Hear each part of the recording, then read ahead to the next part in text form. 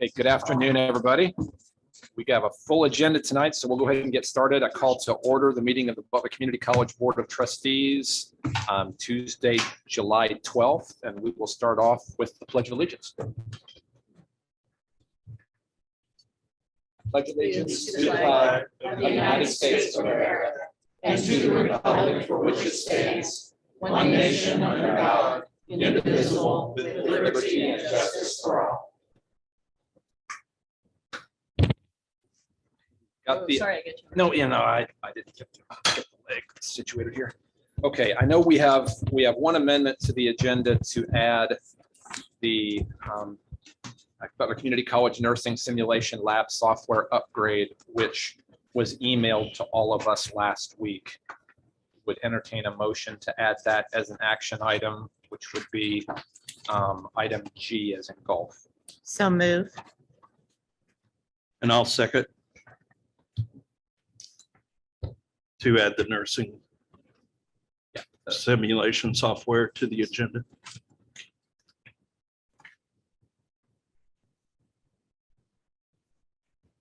Call that. Thank you. Trustee Good, Yes. trustee Brungart, Yes. trustee Jolly, Yes. trustee Rhodes, Yes. trustee Winslow, Yes. trustee Shearer, Yes. trustee Smith. Yes. I've got 3 items. Okay, we have some more, so you want to do them all? Or you want to go ahead and Well, why don't you, I'll Okay. offer them up and we can. okay, move the June expenditure approval list from Saria Wilson. I think it got emailed to us here yesterday or today. We moved to board action items. I mean, I guess it didn't get added to our notebook. Added. She sent it last week, but I'd just like to discuss a couple items on it. It's like I asked last week, but Mr. Young had to leave early. So do you want to put it in discussion items then? Because you aren't taking action. You've already approved those Right, that's fine. expenditures. So Yeah. discussion. So it would be B, I guess, right? Under the consent agenda? No, it would be a Just be the- discussion item. Section 8, board strategic discussion issues and opportunities, I guess. It's not moving in it. It's not moving an item that's already there. It's just adding a new. Oh, discussion I item. see Yeah, now. yeah. Okay. What was it? I move the June expenditure approval list be moved to board strategic discussion items. I'll second.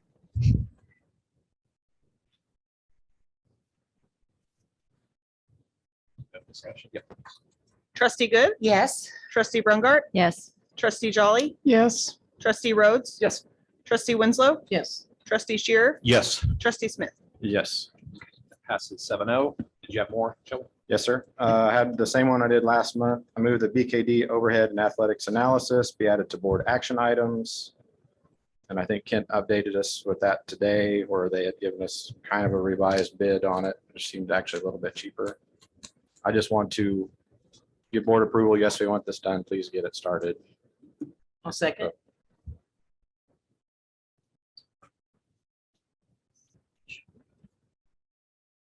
So that would be proposed would be 9H. H. Right, thank you.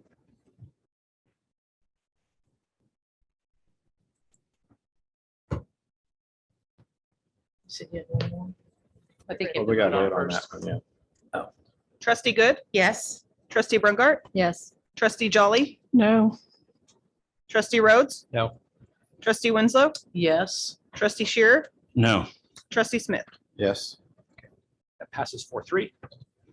And then the same as last year, I just moved that item 10C1 be moved to board action items. I don't really want to discuss it at all. I just like to vote yes or Legal no. service provider for those that don't have an agenda in front of them.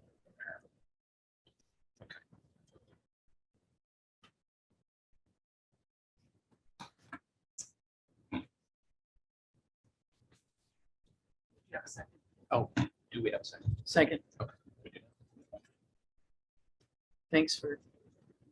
Darn. And this would go where? It would be yeah, I. The action items eight. 9I. Yeah. Trustee Good, Yes. trustee Brungart, Yes. trustee Jolly, No. trustee Rhodes, Yes. trustee Winslow, Yes. trustee Shearer, Yes, I guess. Trustee Smith. Yes. That's all I've got. Would entertain a motion to approve, well, do we have any other, unless there's other amendments, would entertain a motion to approve the agenda as it's been amended. I move we approve the agenda as amended. Second.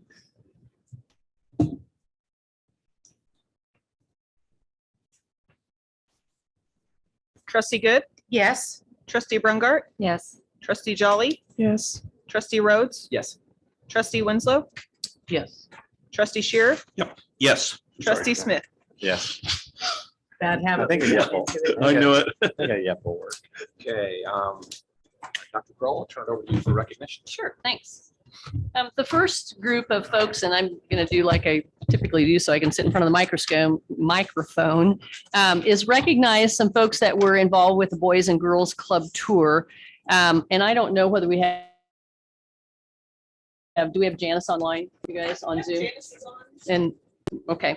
So this group of folks, the middle of June, on the Andover campus, assisted with the Boys and Girls Club Tour. We had Kevin Landtubner, Janice Acow, Daniel Higdon, and from admissions, Kirsten Allen, Michelle Ponce, and Janelle Parr. We want to say thank you. I don't, Janice, did you guys do kind of some tour of academic areas and some things like that with these students? Is that what they did while they were on campus? So we actually, Daniel and Kevin and I, we each had Catch like her an off guard. we each had an engaging activity. Okay, she's not that coming was- through. Well, anyway, thank you very much. Thanks for welcoming them.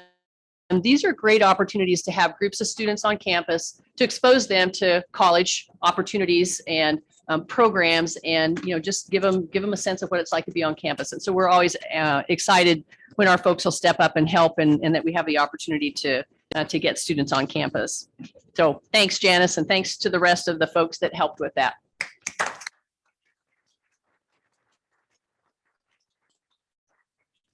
I also want to recognize Heather Ward and the financial aid team. Heather's here. They late last summer, 2021, I guess it was. Yeah. Kansas Promise Scholarship Act came into play, and they worked really, really hard. There was a lot of last minute kinds of things that had to be in place to start granting awards to students for the beginning of the fall semester. And so they really, because of the processes that were in place and the expectations that were in place, they really had to meet with every single student individually to go through their options, the programs that they could be involved in, the requirements of the Promise Act for time to complete, and the work requirement afterwards. And so they really worked hard to try and build those scholarship dollars into any other aid that they already had coming to them. And so, and the other thing is that Heather and our team really kind of became recognized leaders across the state and across the system among the other financial aid directors and people that were trying to implement this, because they're experienced with their financial aid work that they do. And, Heather's one of those people and her team that really dig into the details and know the regulations and put really solid processes in place. So I know that a lot of institutions modeled some of the things that they were doing after the things that our team put in place. And so we want to say thank you for your work on that. I know there are still changes that have been implemented this year. There was hope that they would kind of streamline some things, but I don't know that it became any more streamlined than it was. But we did have the opportunity to add some additional program area to it. Last year, when this all started, the Board of Regents allocated a pot of funds to each institution based on their enrollment. And so we were given $398,000 in Kansas Promise funds to grant to students. And as of, you can correct me, Heather, I'm using this information that you submitted, but as of the first part of June this year, we had granted $375,000.70 to students, and had just over $40,000 committed for summer Promise. We were also then obligated to return those unused funds back to the Board of Regents. So there's about $77,500 that went back to KBOR.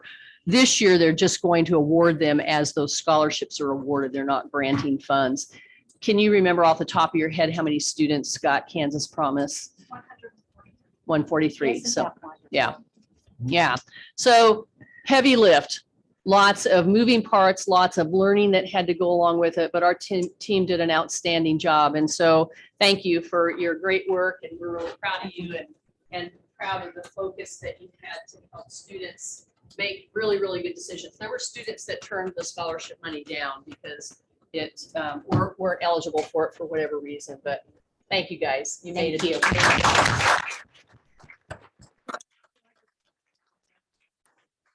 I'm sorry, go ahead. I just wondered, did you have a lot of applicants? And then, I mean, you said, was that all the applicants? No, I had just over 300 applicants. Oh, okay. Student. I had just over 300 applicants. Some students weren't eligible. Last year, they had a weird loophole where if you were like 19 or 20, you weren't eligible for it. That's been corrected for this year. If you already had scholarships and grants that covered your tuition fees and books, you also weren't eligible because it's a last dollar scholarship. So there was some ineligibility in there. You mean if you already had a little tiny Pell Grant, you couldn't get any more? Now, if you had a little tiny Pell Grant, you were okay because you still had tuition fees and books that might not have been covered by the Pell. It could fill that gap for you. But if you're like full Pell eligible, typically your tuition fees and books are already covered by the Pell Grant. So then you wouldn't have Kansas Promise eligibility. Is the reason that you know they're eligible is because they fill out the FAFSA and then you have some way to artificial intelligence select those that might be eligible, or We get a did flag of some kind? We did some of that to help identify students. If they had a FAFSA on file and they were in one of the eligible categories, we tried to proactively reach out to those students, but there was an application students had to complete. And so sometimes that was the driving factor for identifying students who were interested in the scholarship. Now, is Thanks, that Heather. available with the FAFSA or online, or do they have to do the FAFSA and then you send them some kind of text or email? The FAFSA is part of it. So you have to have a FAFSA on file. That's how we confirm a student meets the income requirements. But there was a paper application that the Kansas Board of Regents created that the students filled out. This next year, that's an online application through the Kansas Board of Regents. Thanks again, you guys. Really appreciate it. Great work.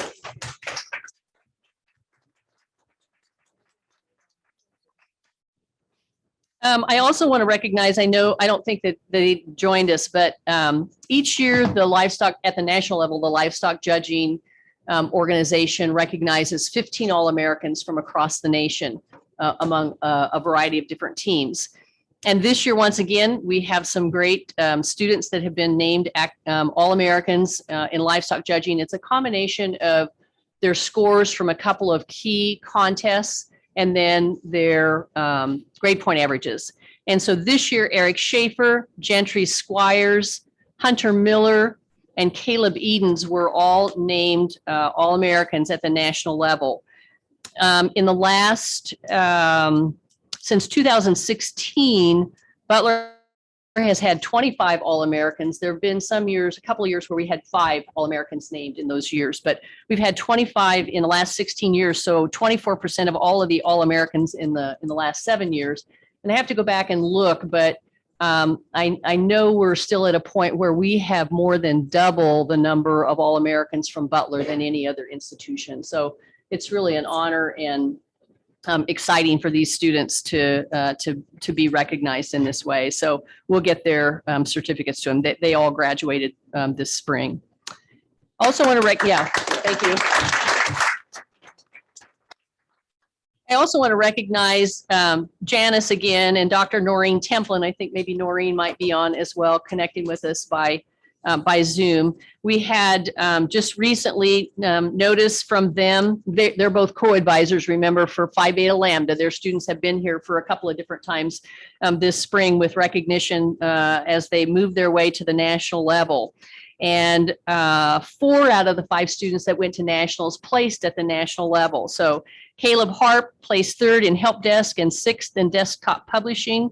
Sophia Dawson who was our Hubbard Award winner. Remember, if you remember her, placed 5th in business communication and 7th in emerging business issues. Tyler Joyce was 10th in sports management and marketing. And Naomi Galindo was 10th place in digital marketing. And so we want to obviously send these certificates to them and recognize their success. But again, as we've done before, say a huge thank you to Noreen and Janice. They're great leaders and great mentors, and have a significant commitment to not just the Phi Beta Lambda students, but students in their classes and students in general. So thank you, Janice and Noreen, and we'll get our certificates to students. I don't know if anybody from Donnie Mercer's team is here in AR. I don't see anybody right offhand, but they do multiple times during the year a community service project. Their team does in accounts receivable. And just recently they completed a community service project at the El Dorado American Legion. And so Donnie and his team of Amy and Ashley Warner, Andrea Wilcox, Corrine Morris, Lisa Rumsey, and Mariah Amon did some painting projects at the Legion, which obviously serves all veterans, and they're involved in a lot of community activities. But Donnie reported that they probably had more paint on them than the walls that they painted at the Legion, but they completed that project in record time. And so we're always proud of their accomplishments. And then last but not least, Kim had a birthday on the 10th. And so we could all sing if you want us to, but it's up to you. So happy birthday. Well, kind of, count my niece's wedding cake. Had a special celebration for you then, didn't they? So it's really fun. Thank you, everybody. Thanks for letting us take the time to recognize these folks. Thank you, Dr. Kroll. My understanding is we do have some public comment today, so I will read our disclosure for that. The general public is welcome to address the Board of Trustees under the public comment section of the regular board meeting agenda. Personnel issues are prohibited from public comment. The board chair will ask visitors wishing to make brief comments to identify themselves and the topic they are wishing to address. If several members of one group or organization wish to speak to the board concerning the same item, the board chair may ask the group to identify a single spokesperson. A time limit of 5 minutes has been set for each recognized member or spokesperson of the audience to speak to the board. The board will take no action during the public comment period of the board meetings. However, it will take the matter under deliberation and, if appropriate, direct the president to follow up with a written response and report at the next regular board's meeting. With that, we have one, Christy Williams. If you would come up to the podium here where we've got the mic.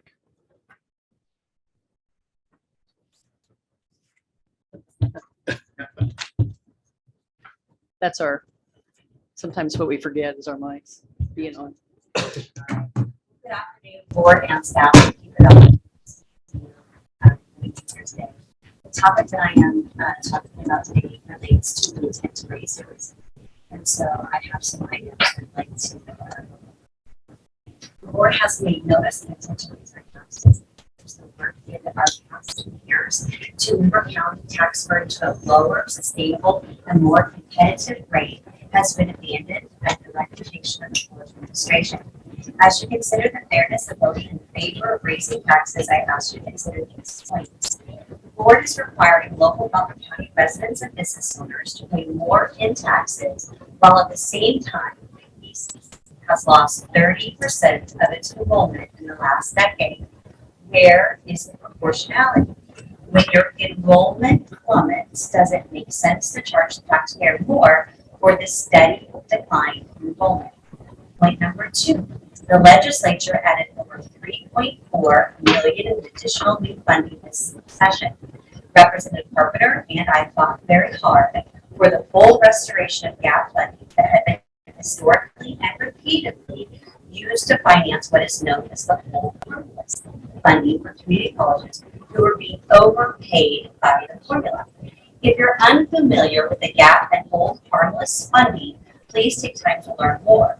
Essentially, your college representation voted repeatedly to protect other taxpayers in other counties by holding those schools funding flat or harmless while not having the necessary funding to accurately and fairly fund the formula. The state of Kansas cannot hold schools harmless and fairly fund the formula. It cannot do that with an antiquated formula and simultaneously fund the new formula when they have added an additional approximately 3.5 million annually to BCC. It's been unfortunate to find lack of support for the gap funding here. Bottom line, why would we continue to advocate for more state funding when the board's first response is to raise taxes on hardworking Butler County taxpayers? Number 3, further, why raise our taxes when BCC has substantial cash balances, over $26 million in the bank? This is 5 times or 500% more than your stated minimum cash balance. While inflation eats away at Butler County taxpayers' earnings and savings, your tax increase indicates to taxpayers that they do not have to worry about their shrinking checkbooks.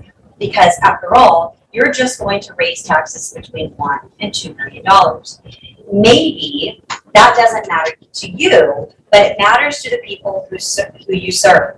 You have essentially volunteered the families you represent to bear both the weight of inflation and your added tax increase. No problem. Charge the Butler County taxpayer.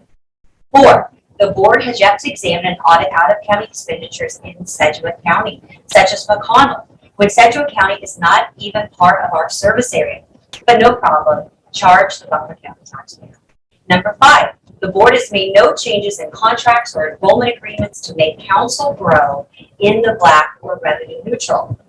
The legislative post audit found an annual loss of $14,000, and that number doesn't include the almost $38,000 in student fees that do not maintain the out-of-county facility and its operations. But no problem. Why fix year after year, being in the red when there's an easier solution? Charge Butler County taxpayers. Number 6, the board continues to fund athletic programs with rosters that have 90% of their team members from outside our county. It seems the board has no problem with dismally small in-county recruitment and has no problem asking local taxpayers to fund teams lacking in any or very little Butler County representation. Number 7, the board continues.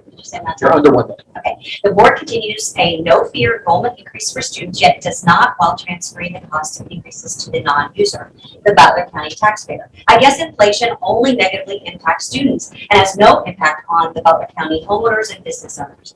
8, the board continues to not address disproportionality of costs for in-county and out-of-county students. There's more in that, but I don't have time to share that. Number 9, the board continues to ignore the reality that 80% of all of your students do not live and do not pay taxes in Butler County. No problem, just put the burden on the 20% who do live here. Finally, there is something that is wrong when our local taxpayers are not considered personal owners. I hope you will reconsider your intent to raise taxes. Thank you, Ms. Williams.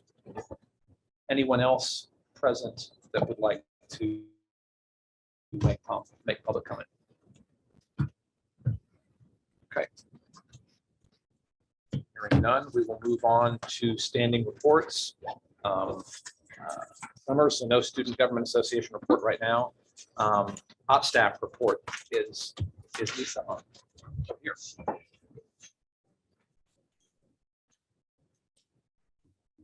We could go on to another one if we needed to. Okay, we can come back.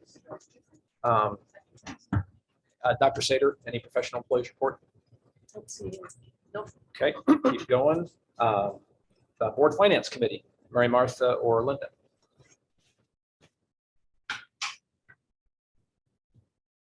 Tag, you're in. Were you there? Well, Well, we were there. We were there. We just went over maybe some of the requests from Shelby. But really there wasn't much to go through. And there was no, in your board book this month, Yeah. no statement of revenue and expenditures typically, because it's the first of the year. So we just, talked about some of the expenditure requests that you had and what that information was. And so. The Foundation Board report, the Foundation Board has not met, so I don't have anything to report at this point. President's report. I just got an email. Oh, do we have Lisa now? I just got an email from someone on the outside that that mic was cut off. That it was Right cut when off? She started. And they cannot hear, they could not hear. It's on, I got text messages, I just saw that she was. Well, we got. text Is the green messages. light? On that. It's not deliberately cut off, Julie. Yeah. I mean, Did I You say really that? have to speak right into it. She talks very quiet. Just letting you know. Okay, thank you. thanks. So is Lisa on? Yes, she is on. Okay, we'll go to op staff report then. Hi, Lisa. Oh, you're muted. Okay, sorry. Good afternoon. Still, we're having audio problems. Okay, can you hear me now? No? Hang on, Lisa. We're not hearing you. It looks like Okay. you're not muted, but we're not hearing you. Can you hear me now? Nope, can't hear you yet. I think it's on our end, Lisa. Hang on one second. Okay.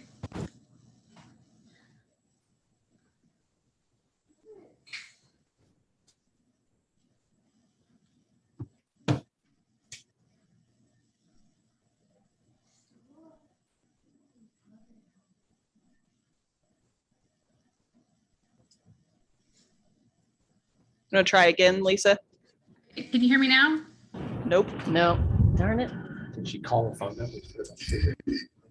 speaker kept flashing red and had You the can hear her now? the mic slash button. Where's that? How about one Oh, more on the time, mic. Lisa? Okay, can you hear me now? Hey, there we go. Oh, yeah. Yay! Verizon strikes again. Okay, so good afternoon. We had 38 operational staff members attend Recharge at the Sedgwick County Zoo last month. We took the morning to explore the newly renovated spaces, enjoyed a large barbecue lunch, and had 4 different animals join us in the afternoon. It was a great way to catch up and spend time with our fellow friends. Our next event this year will be the Welcome Back tables. We will host these tables across our campuses during the first 2 days of the fall semester.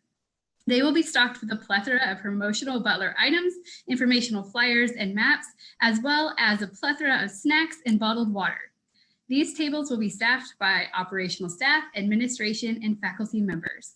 Offering something like this will help settle the nerves for new students and give them an extra place to ask for help. We are also accepting applications for the operational staff book scholarship. To qualify, applicants must be a member of operational staff or be an immediate family member. Interested members can apply through the foundation website through August 1st. Our next operational staff meeting is this Thursday, July 14th. And that is all I have for you this evening. Thank you. Hey, Lisa, thank you very much. Thank you. Yes, you're welcome. Thank you, Dr. Kroll. Thanks. Well, first I want to do, and I probably should have done this at the very beginning of the meeting. I want to introduce to you Jennifer Hartman, who is my new executive assistant. It's been fun to have her here. She keeps coming back, which is great. Yeah, you know, you always worry that second day, are they going to show up or, you know, so we spent Monday, the first day on the El Dorado campus and Tuesday at Andover, and she's been in some training and, you know, really kind of has hit the ground running. She comes to us from USD 259, started out as a student intern in 2011 and was an intern until she graduated in a couple of years later, but she's been a program director, program manager with them, and has been involved in grants management and program development for students.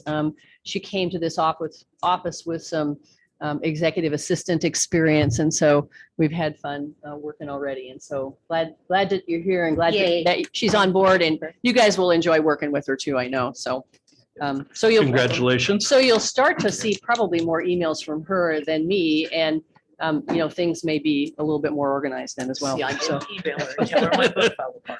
oh, well, I see, told you. but we always have an extra one. So watch for, and I don't know for sure when they're coming out, but you folks will all receive an invitation to the ribbon cutting to the Institute of Culinary Arts. It's the 16th of August in the afternoon. So I think those invitations are starting to get sent out here before too long. And so that'll be a fun event. Next week, starting on Monday, we have 16 students that are coming to us with Envision, which is the organization in Wichita that works with sight impaired individuals all the way from birth to adult.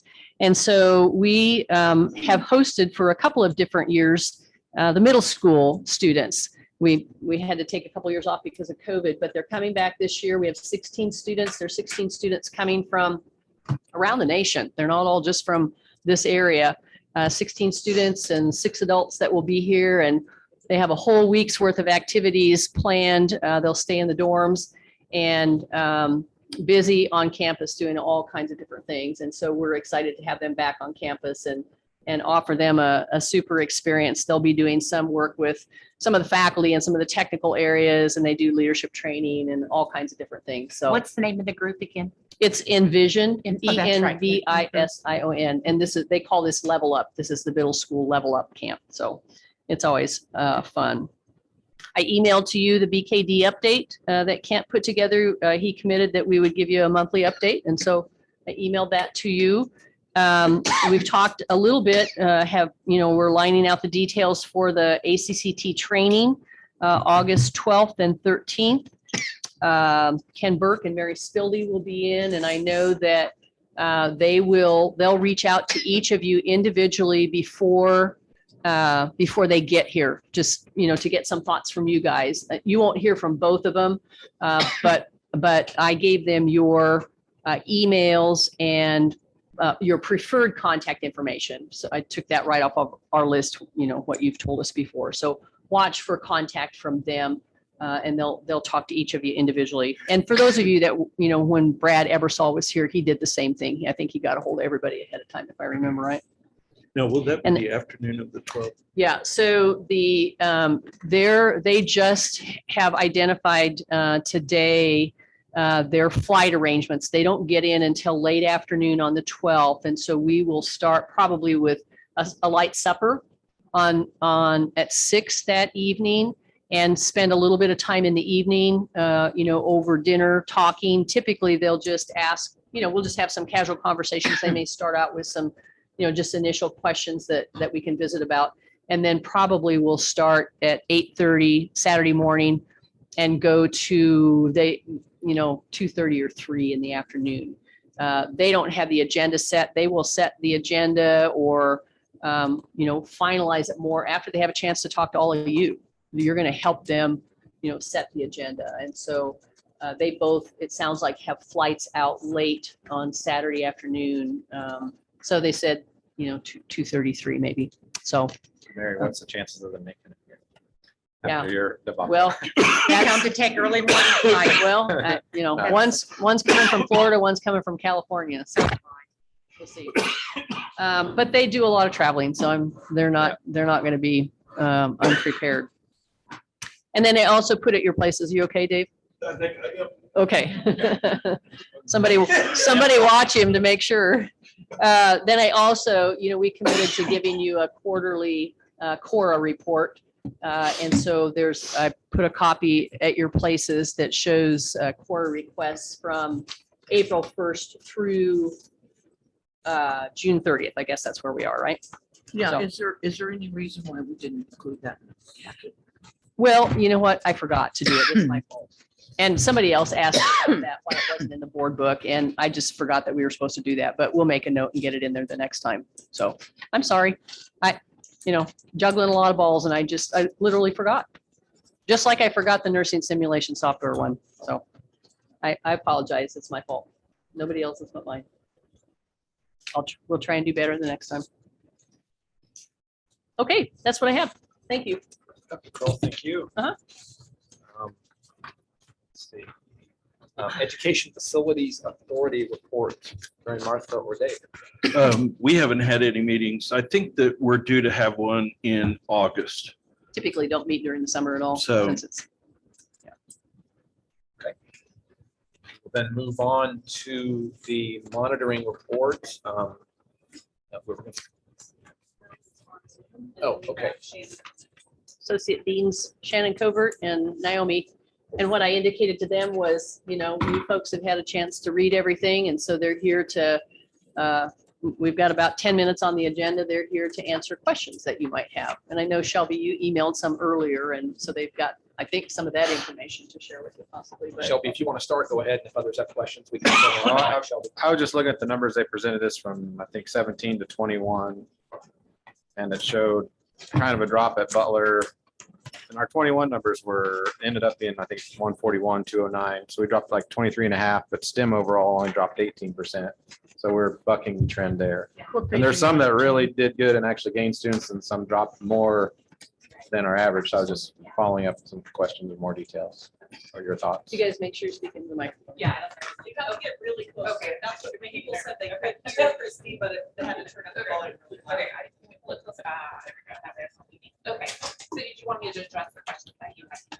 Yeah, or just your In thoughts. general. Yeah, Okay, well, I know that you had mentioned culinary math. welding. Well, so Yeah. I can take those. So with culinary, it's hard to pinpoint one exact reason why an enrollment is declining in that area. However, there are a couple of factors that we can consider. So one is COVID. I mean, we are still recovering from that. It's going to be a slow recovery, I think, from COVID. The second one is that we had long-term instructors that were here for a long time running the program, and they left Butler. And so they had built relationships and bonded with students. And honestly, those students wanted to follow them wherever they had landed. So I think some of our students. And then this past year, we've been in kind of a transition with the program. And I believe that some students were waiting until this fall, the building is open and all of the buzz about it. They were waiting for the semester to enroll. So that I'm pretty confident that we're going to have a good enrollment, that trend's going to start to go back up. And then it can also speak to welding. Again, I think that's another thing that's a slow recovery from COVID. And I think that one's going to be a little bit slower than culinary. A lot of buzz and media attention on culinary right now. But with welding, I looked at the enrollment numbers today. We're at 60% of our max enrollment already. And a lot of students enrolled right before classes start in August, as you probably know. So I think it's very possible that we'll have a full cohort in welding this year. Space limited, right? It is. 16 students. 15. Or And that- 15, yeah, sorry. And that's due to the amount of welding stations that we have. So, and for safety reasons. Can I just add something real quick? Sure. I hear lots of compliments about your weekend welding workshop, and I hope it continues. Yes. Do you do that about what, once every 3 months? Well, that is through beta, through our beta office. I see. Yes, but we do, I think they do it about once a month. They try to run it once a month if they have the students. Yeah. Yes, but we all work together, and so we try to promote that. If that's what a student is looking for. just Yes. Weekend welding.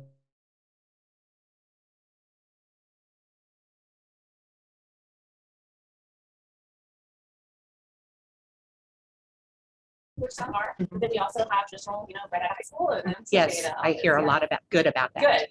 That's good to hear. Talking about some math. I think so. I'm a little intimidated by the microphone that's in my face because I'm very short. I'm wondering about that. I was afraid to shut my mouth. Green light means good, right? Okay, all right. So with the math, one of the things I would like to talk about is those first 2 years. I don't know if you knew that the Butler Math Department worked for about 3 years on a math redesign. It was a huge overhaul. Yes, so and those first 2 years are the first year at like AY 2017 is totally pre-redesign. And then the next academic year is a combination of redesign and non-redesign. And one of the things that our goal was to reduce enrollment actually in math. I know it sounds counterintuitive, but we wanted to reduce the number of classes that students had to take so they could get through college algebra and get their degree, because that's a barrier often for students. So we knew enrollment was going to go down. How much we didn't know, but we did know it was going to go down.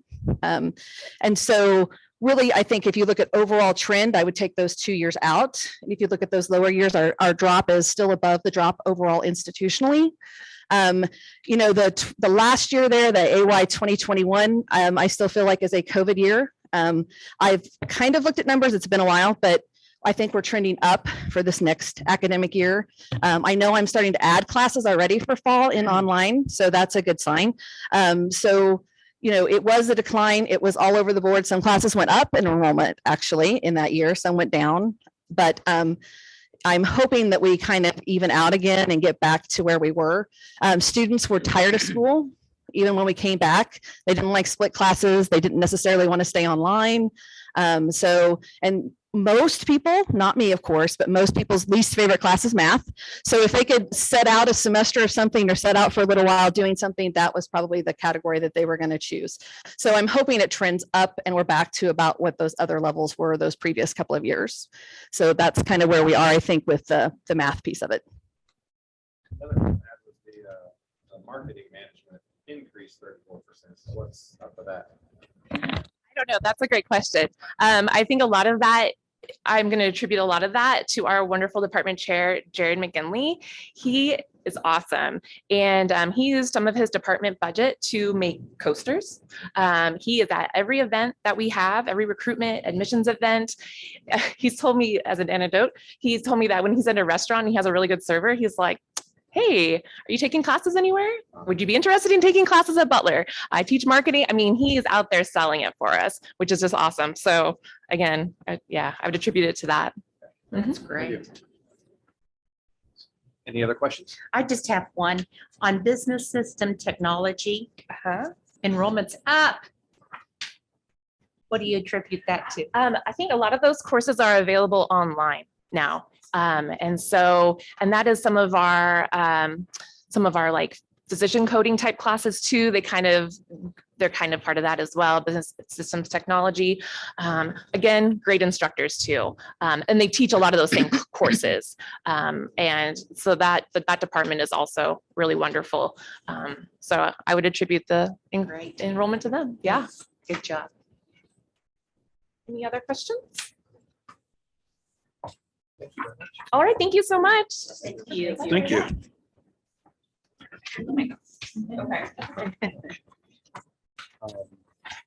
See, we'll move on to board strategic discussion items. The first one being the annual board evaluation of ourselves, and I'll let Dr. Kroll talk about Sure, that. thank you. Typically, the evaluation is done in January unless we have new board members that come on, and then we move it to June or July just to give folks a little bit of time to kind of get, their feet under them just a little bit. You've seen this evaluation form before. It was the one that, excuse me, sorry, was used last year. My proposal to you folks, I guess, includes a little bit of a timeline in the board book that would identify that you would complete the evaluation. And it's kind of two-part. You do an overall, how you think the board is working. You answer those questions related to the board, and then you answer them related to just yourself as an individual trustee. So it's two-part. It's been compiled using a lot of different sources. And so my thought would be that if you folks are agreeable to it, we can go ahead and Jenna Gannon and IR can send it out electronically. I'll make sure she embeds, we talked about, when we were talking about my evaluation, that she can embed a button that lets you save and go back so you can kind of re-review again. But I thought that if you wanted to get completed by the end of the month, then you would have a chance to review it and talk about it. And it might be valuable then for this to be used when the ACCT folks are here, so that they know that you've done some evaluation process and have had a chance to talk about it and, look at as a board and functioning, what you think the strengths are and what you think areas of improvement need to be. And so that would be my suggested timeline. If you're agreeable to that, we could get that put together and get it out to you to get it completed. So it's open for discussion. So give me some direction.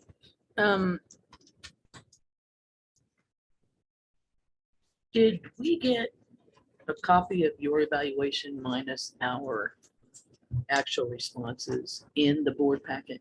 No, because my evaluation goes only to my personnel file. It's a personal confidential evaluation. But the evaluation itself with no responses is not public information. Oh, well. You mean just the questions? Yes. Yeah. No, I don't think that's part of it. And I guess I'm just bringing this up because I look at this huge evaluation that you want the board to do. It's your board. It's been in place. You It guys did it doesn't last matter if year. it's been in place. Let me finish. I don't like it because it is so skimpy, yours, compared to what the board has to do. I don't understand that. That's all. Well, I let's don't keep know in how to mind the say it history. nicer than that. Well, keep in mind the history. This isn't something Dr. Kroll is making us do. This is something that the board has for years done on its own. And Dr. Kroll is simply bringing up the timeline for And it. all I'm saying is, if this is going to be public information and part of the board packet, I would like for the questions that we asked Dr. Kroll on her evaluation to be part of that packet too. That's all. I think that's a fair statement. It's apples and oranges in my view, but it's It's not. apples and apples. It's Okay, not, The topic for discussion right now is the board Okay. evaluation. And I'm If you don't like discussing the it. board evaluation, No, then what ways would you like to change the board evaluation? you know what, Forrest? I'm just making a statement that I see 3, 4, 5, 6, 7, 8, maybe 10 questions. And which And I of look those at questions this do you and not there's like 3 or 4 pages. Which of these questions do you not like? Do we not have an evaluation that's available for college presidents through the KACCT? The topic for discussion has nothing to do with Dr. Kroll's evaluation. I think I made my point. Yeah, you made no point about the think- topic I at think I hand, made which my is the board evaluation. Well, I will tell you, if it's sent out to me electronically, I can get it done by the end of July. Does anyone have a problem with the timeline that Dr. Kroll proposed None. for us to I think complete? it's fine. The only thing I might get is it kind of puts burdens on, not burdens on you as a trustee, but it steers you in a direction of what you should be doing. That's not necessarily part of your job, but still a good thing to do. That didn't Well, make any these sense. are, No, you know, no, this I mean, is- it's just, I mean, that, it's I don't have any developed, problem with answering any of the Yeah. questions. It's just- it's developed based on, standard ACCT board governance topics and, standards of good practice and code of conduct and those kinds of Right, things. And but so for it's been instance, written based on if that. I don't attend sporting events, or I don't support the foundation's fundraising efforts, or, I mean, I can't do everything as a trustee, because I No, have 2 that's other true. full-time jobs. Yeah. So you're steering me into like, hey, you should be doing that. Like, that would be good to do, but I don't have to do it. So that's my only. Well, but concern. it It's like, also, it I'm also not a big talks about football whether you fan, so support I'm not gonna various go to events. football games. No, I get it. I go to And you everything I do. can. Yeah, Yeah. you do. I go when I can. and- Sure. But I'm That's all not gonna that give matters. myself a perfect 10 on going to everything. I don't have time. I have one suggestion though. Okay. On the 4th, it says policy role and direction. Policy needs to be spelled spelled correctly. That's my only, Probably been misspelled for. The English. it may have been misspelled a long time. No, it's my typewriting. Getting ready for that English. The old typing teacher. Thank you. We'll make that correction. And I would encourage if anybody has issues as they're going through it, there is a section on here for comments in Right, each right. section. So So if if nothing we else, think it's there's good to something. fill it out when we have training. We can talk about it. Yeah. Absolutely. Okay, so it sounds like I can move forward and hand it over to Jenna and have Yes. her Yes. get it. And a back key would be good. I will, yeah, I'll ask her to do that so that you can save it, Oh. save it along the way in case you get interrupted and have to come back to it, but so you can also go back and review it before you submit Once it. you're once- finished. Once we skip the page, it's like, you're done. You're like, well, And then okay. it goes. Yeah, we'll try it. Or at least Nissan, let help us me. know once you click the final one, you're done, or say, They want to be able to go back and forth, back or and say, forth. this is your final button. If you push it, you are done. Yeah. Okay, well, maybe I can go back. Okay, we'll make sure that we do. Jenna's the expert on that, I'm assuming, right? Okay, thanks.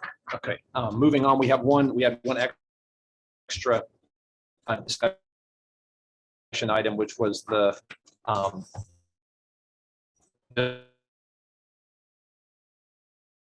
bills from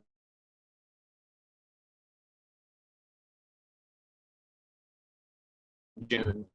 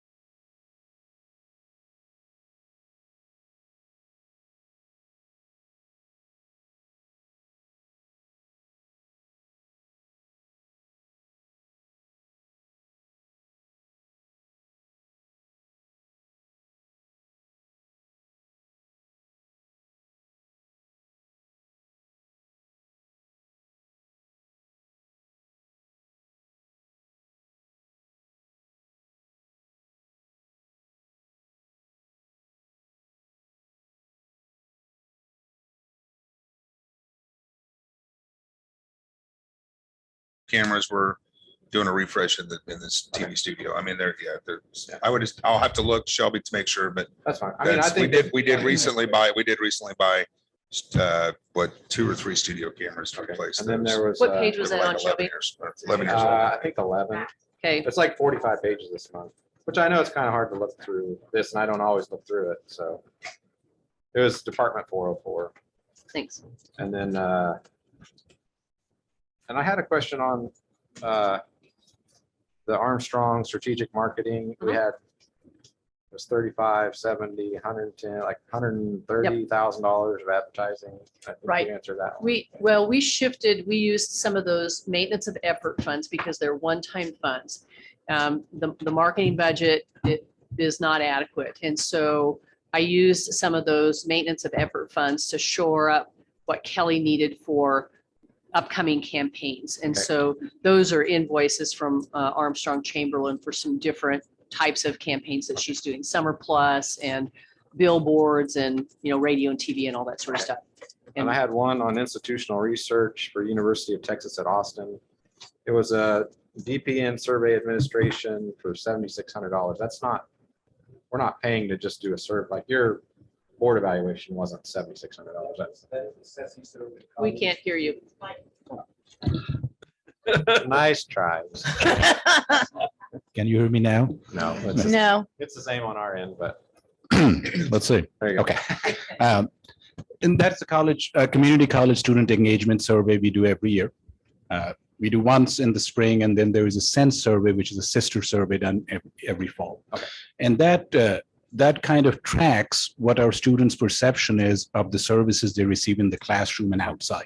So it is a nationally known survey. We have done it as long as I've been here. Okay. I was trying to make sure we weren't paying for our. No, not that one. No. Yeah, I was gonna say, hey, now that's the. I want to be paying it out of my office, Yeah, man. yeah. Okay, okay. And let me see, I may have 1 or 2 more. And like I said in my email, it's always helpful when you send those ahead of time because sometimes they are things that, I have to send off to other people for detail, like the Rose Hill things. I didn't know the details. And so when you've got those questions, it's really helpful to get them, ahead of time so I can engage the right people to get the right answers to you.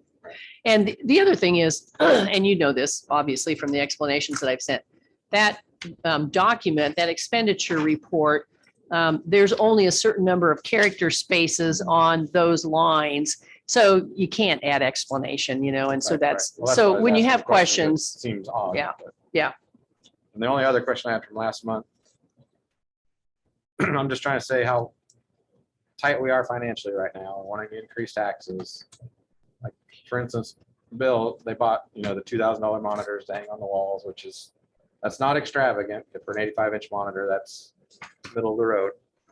But $200 Apple earbuds for people to wear is a little towards extravagance when you can get aftershocks for 70 or 80 that are great that I use, or $120 ones for running that are waterproof that are amazing. It's not being super frugal as we're asking taxpayers to pay another 1.3 million is the only point I'm trying to make. Okay, I'd like to respond to that. I appreciate that, Shelby. So we do, and as I emailed in the response, we offer aftershocks. We have the $159 model of aftershocks because it has the boom. We tested multiple devices with multiple people to see what worked best in each environment for the offices and so forth. The reason we picked up the AirPods is because we had a choice between the AirPods and the Jabra Elites or Bose in-ear, because some people can't wear something over their ear because of glasses or hearing aids. So we wanted something that would go in an ear. That's the reason we're with the AirPods. It's the sound cancellation quality of the AirPod. The industry standard for like an over-the-ear headset is a Jabra Evolve 65, which is $203. So some people though aren't comfortable with things on their ears. So we've got the aftershocks, which I think are great as well. We've got the AirPods for an in-ear option. We've got the Jabra Evolve for over the ear.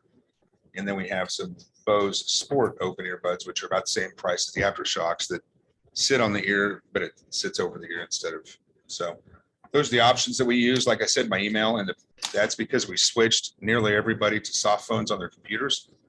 Prior to this, when we would set up a user at their desk, they would get a $300 to $600 phone on their desk, Right. plus a set of Jabra Evolve's headset for hands-free. So the amount of money that we're saving in in operating in the soft phone environment is, I think is, I mean, the amount of support that we're saving in operating in a soft phone environment too, not having to support 600 plus telephones on desks. Well, it's not the year 2000. We're not having physical. Right. Hello, And that's, you know, and that's I what get these, that. that's what these devices are for. So. Yeah. And, you know, and I guess in all fairness, I don't disagree that being good stewards of our money is important. And being fiscally responsible is important. That's the reason that we've got a procurement department that negotiated the prices of these, like in this case, the AirPod Pro 2s from $259 to $211. I mean, we're yeah, I mean, so we're getting the prices down as low as we can as we go with these. So I appreciate the input though. That's all I had. Okay. Thanks all. Okay, moving on to our board action items. The first one being approval of the notice of intent to exceed the revenue neutral rate.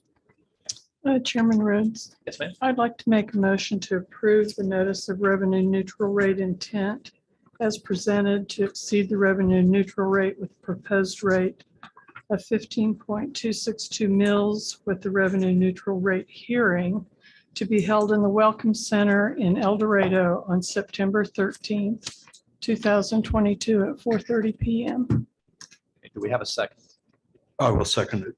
Okay, so we've got a motion with a second.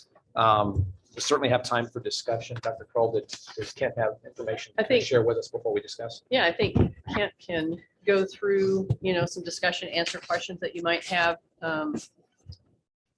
Yeah, I think I just kind of reiterate the statutory process for the revenue neutral rate. We've never done that at the college before. We've never passed a notice of intent. Last year was the first year that it was available.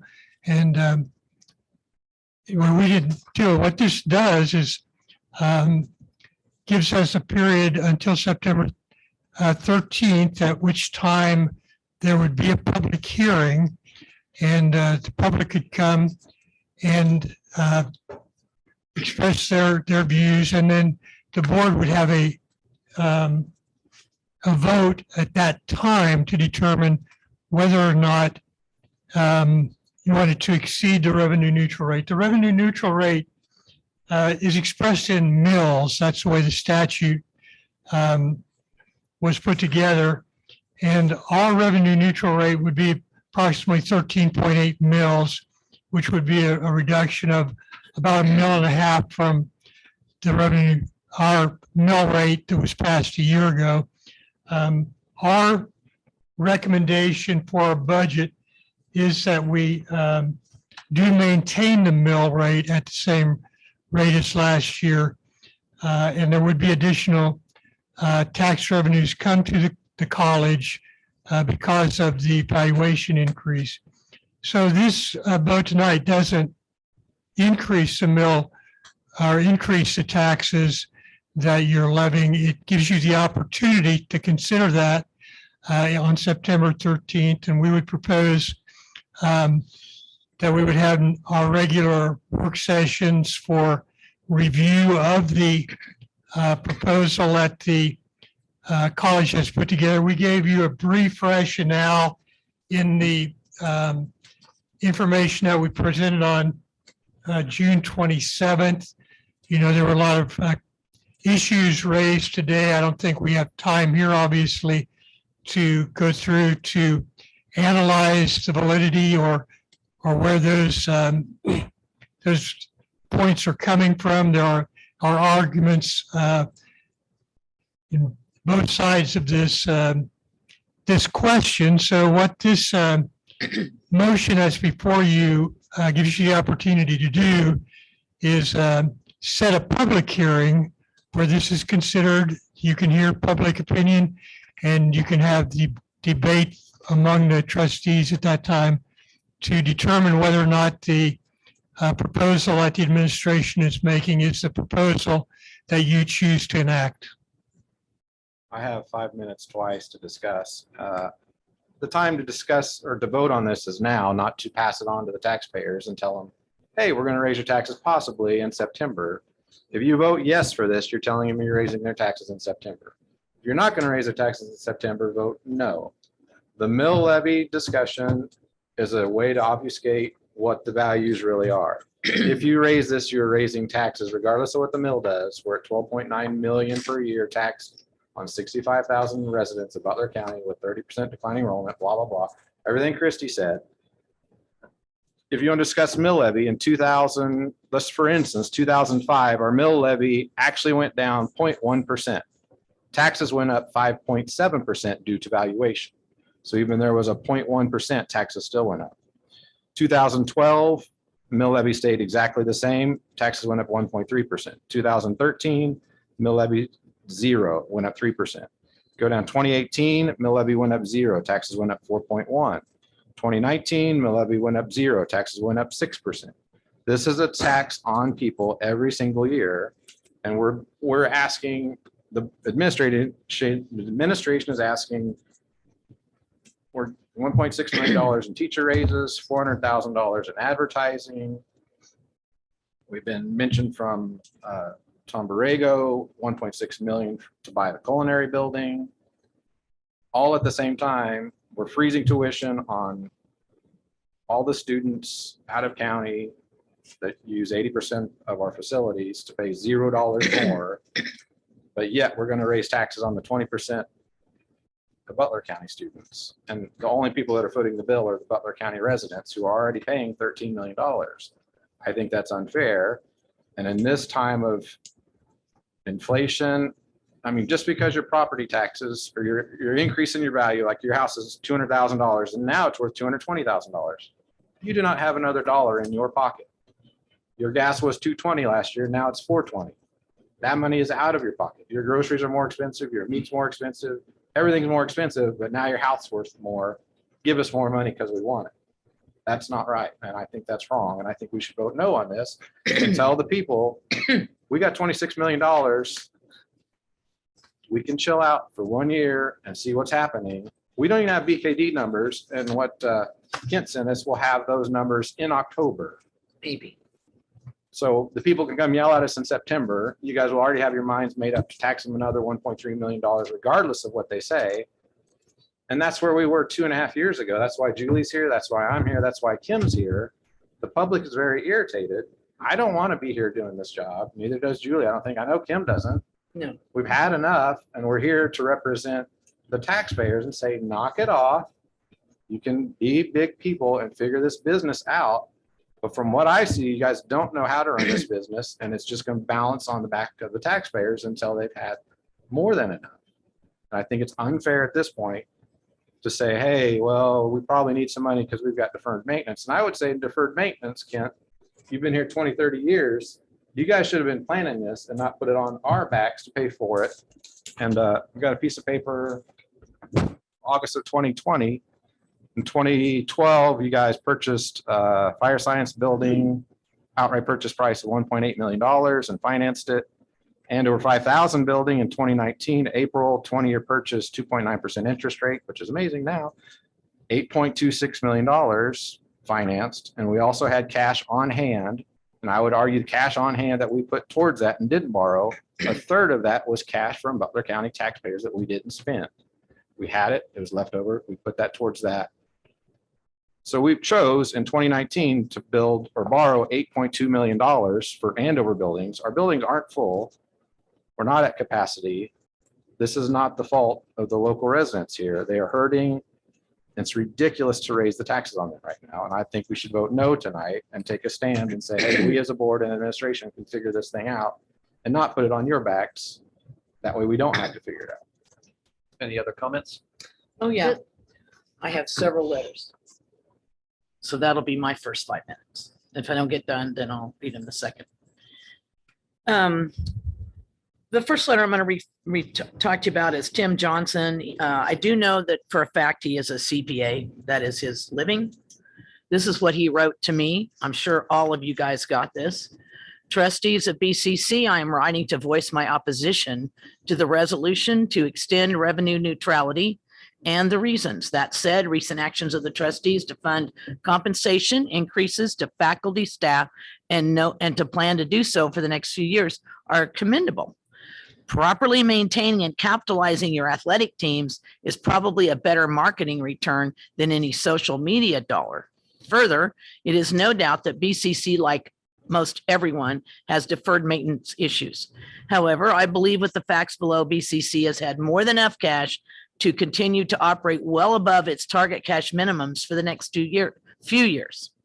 Number one, according to budget proposal exhibit CR1, and that is from Kent, BCC has 26.5 million cash in the bank. Some of this is obviously restricted use, but most appears not.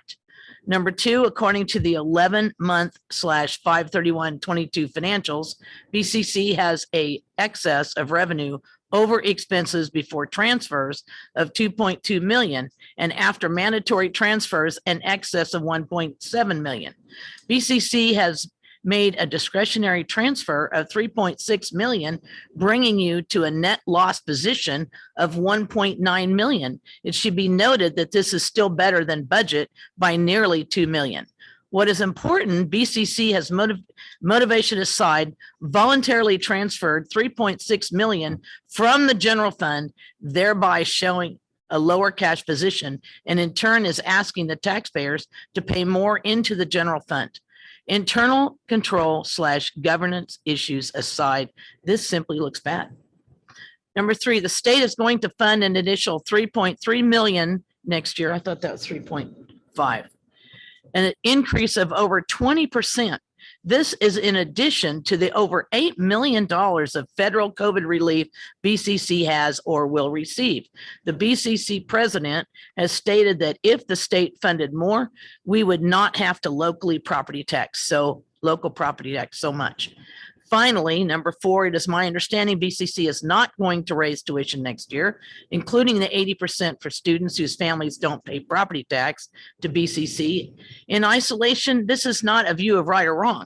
This is just context.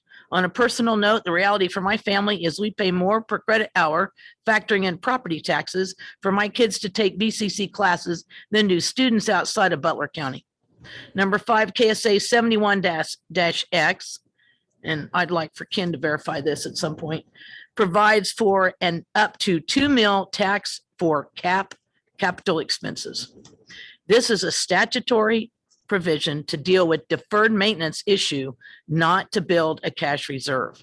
In my opinion, exceeding revenue neutral should not be even brought up before the trustees given above information.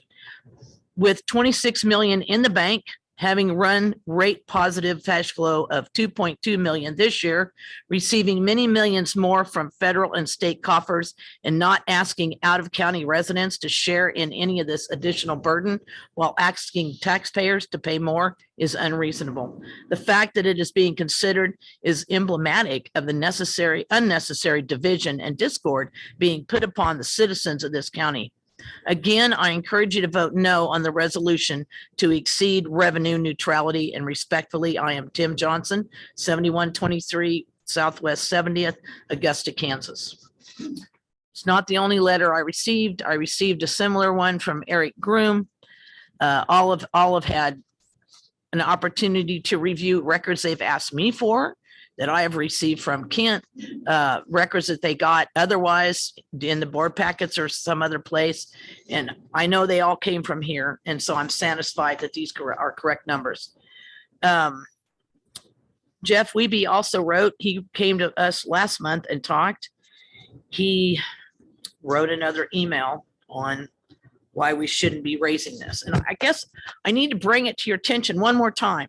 In the 70s, long after this college was established for Butler County students, my brother went to college tuition free.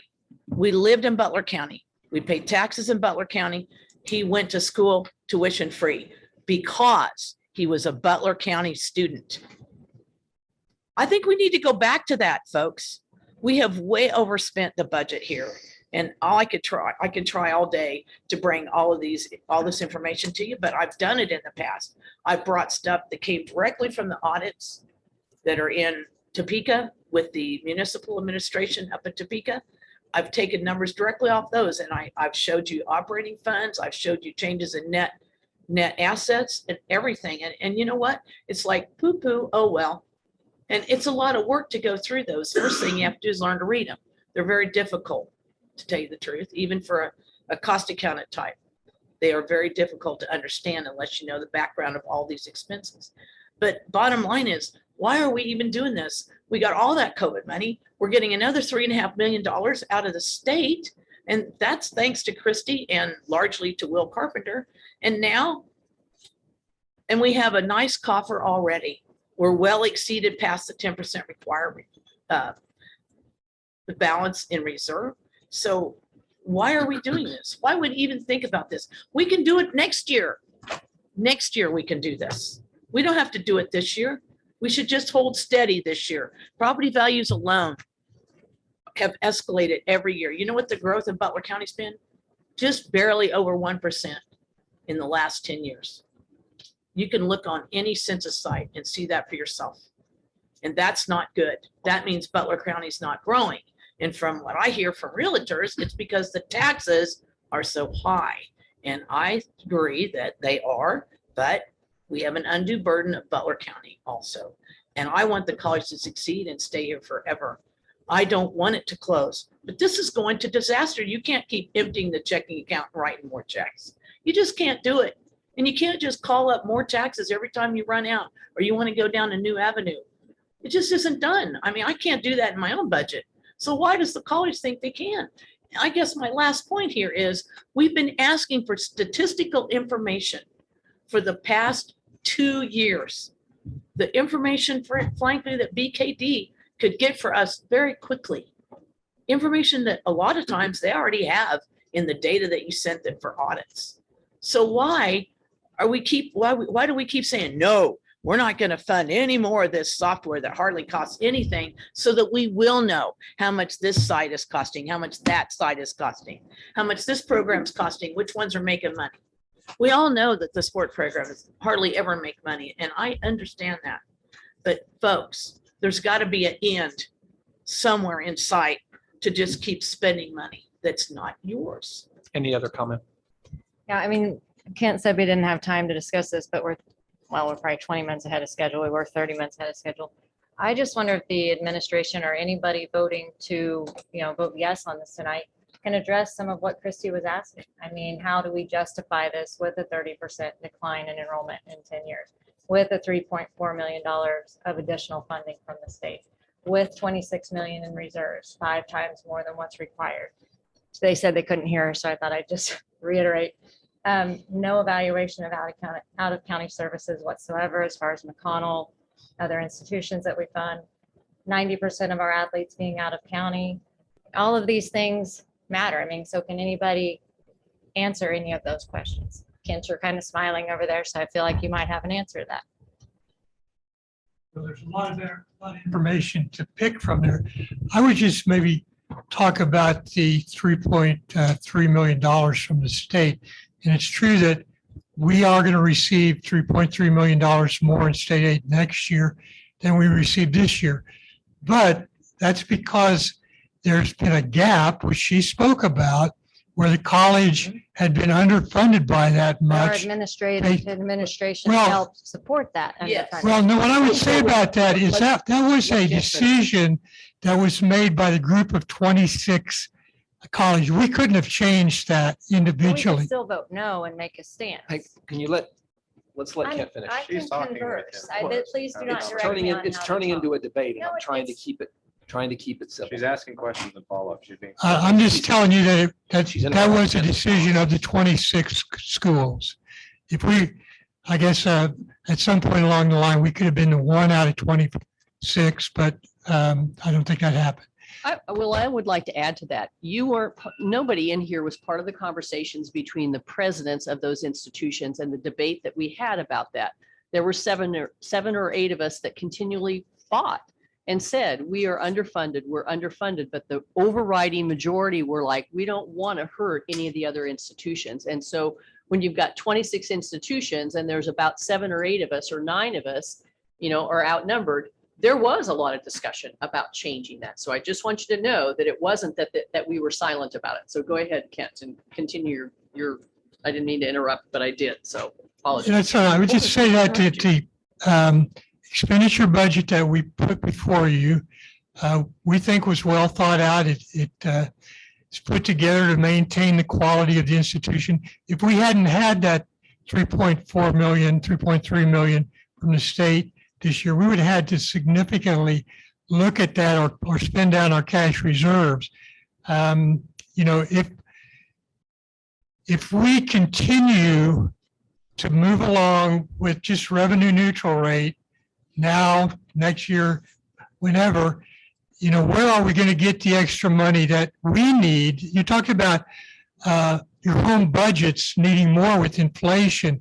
You know, the $14 million in local taxes, if you look at an 8% inflation rate next year, we're losing 1.6 million in purchasing power.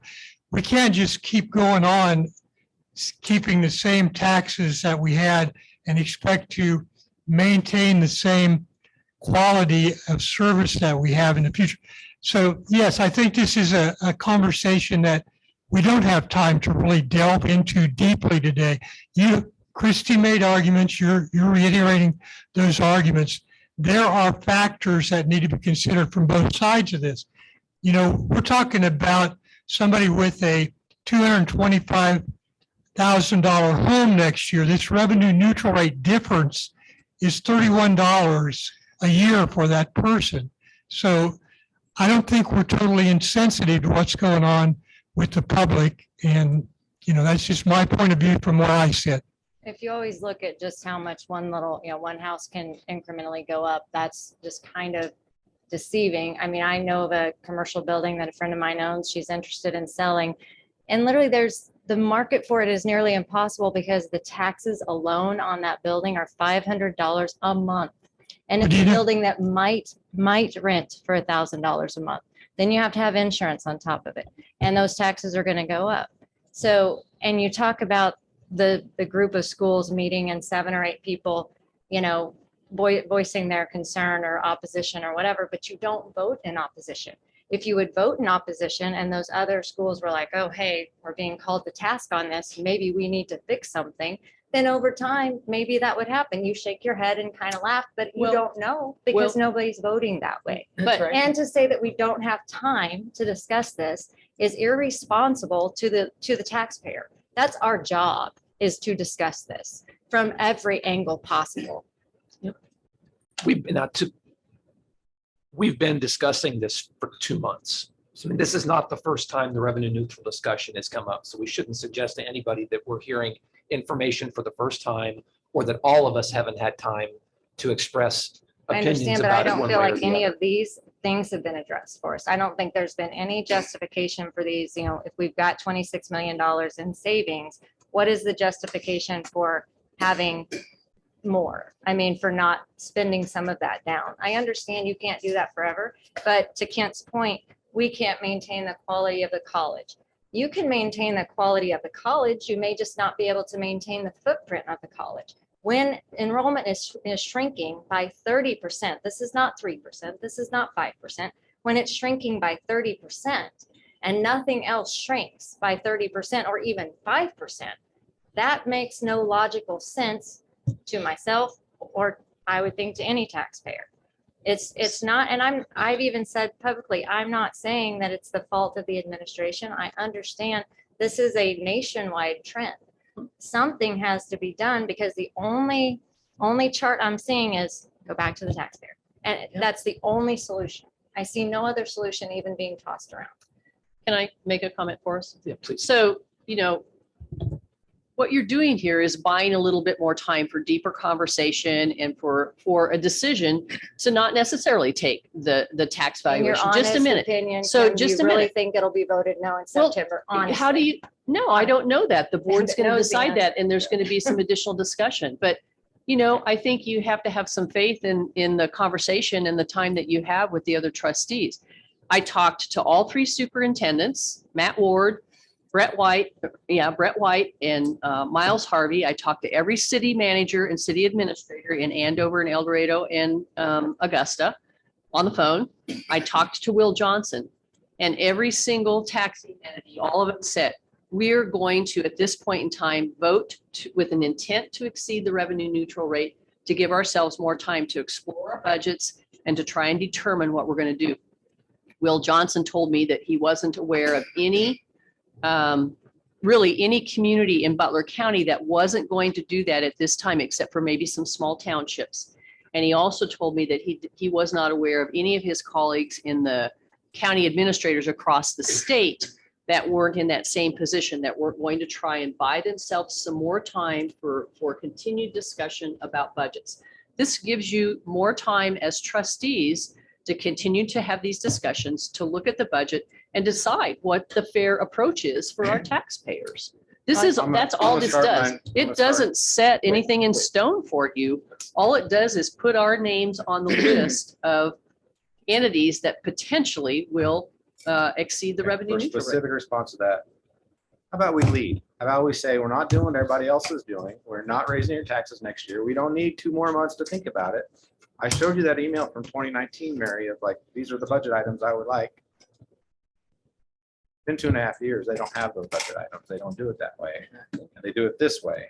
And that's not right to the taxpayers. And we can be leaders, the Butler County Grizzly Bears, not the Care Bears, not the timid teddy bears. We can be the friggin' grizzly bears and say, we're not raising your taxes now. We're gonna be adults.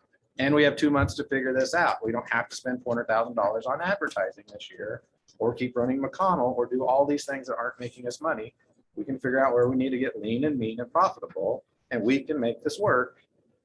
Thank you, taxpayers. We support you. We appreciate you. We're not going to put more burden upon you. That's what we need to do. We need to lead. And to the point of the other, cities and everyone around, I don't have, personal knowledge of really any of them other than City of Augusta, because I'm involved in committees and whatnot there.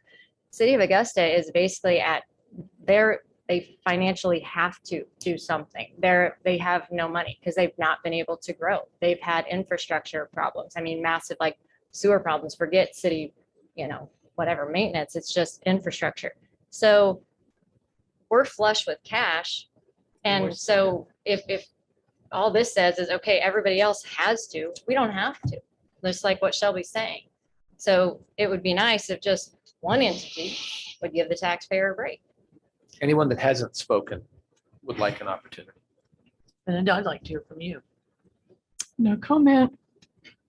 I've made Wow. my comments earlier. Not really, not publicly.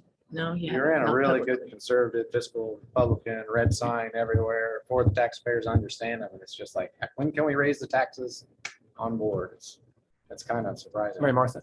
I just want to say, I'm going to go ahead and vote for the intent to raise.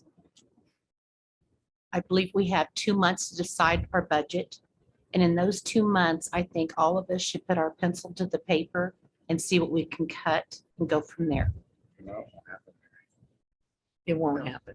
I'll follow up. I fully believe we can. I absolutely believe we can come up with a budget that does not take. Would you let me finish, please? We do it. Would you let me finish, please, Shelby?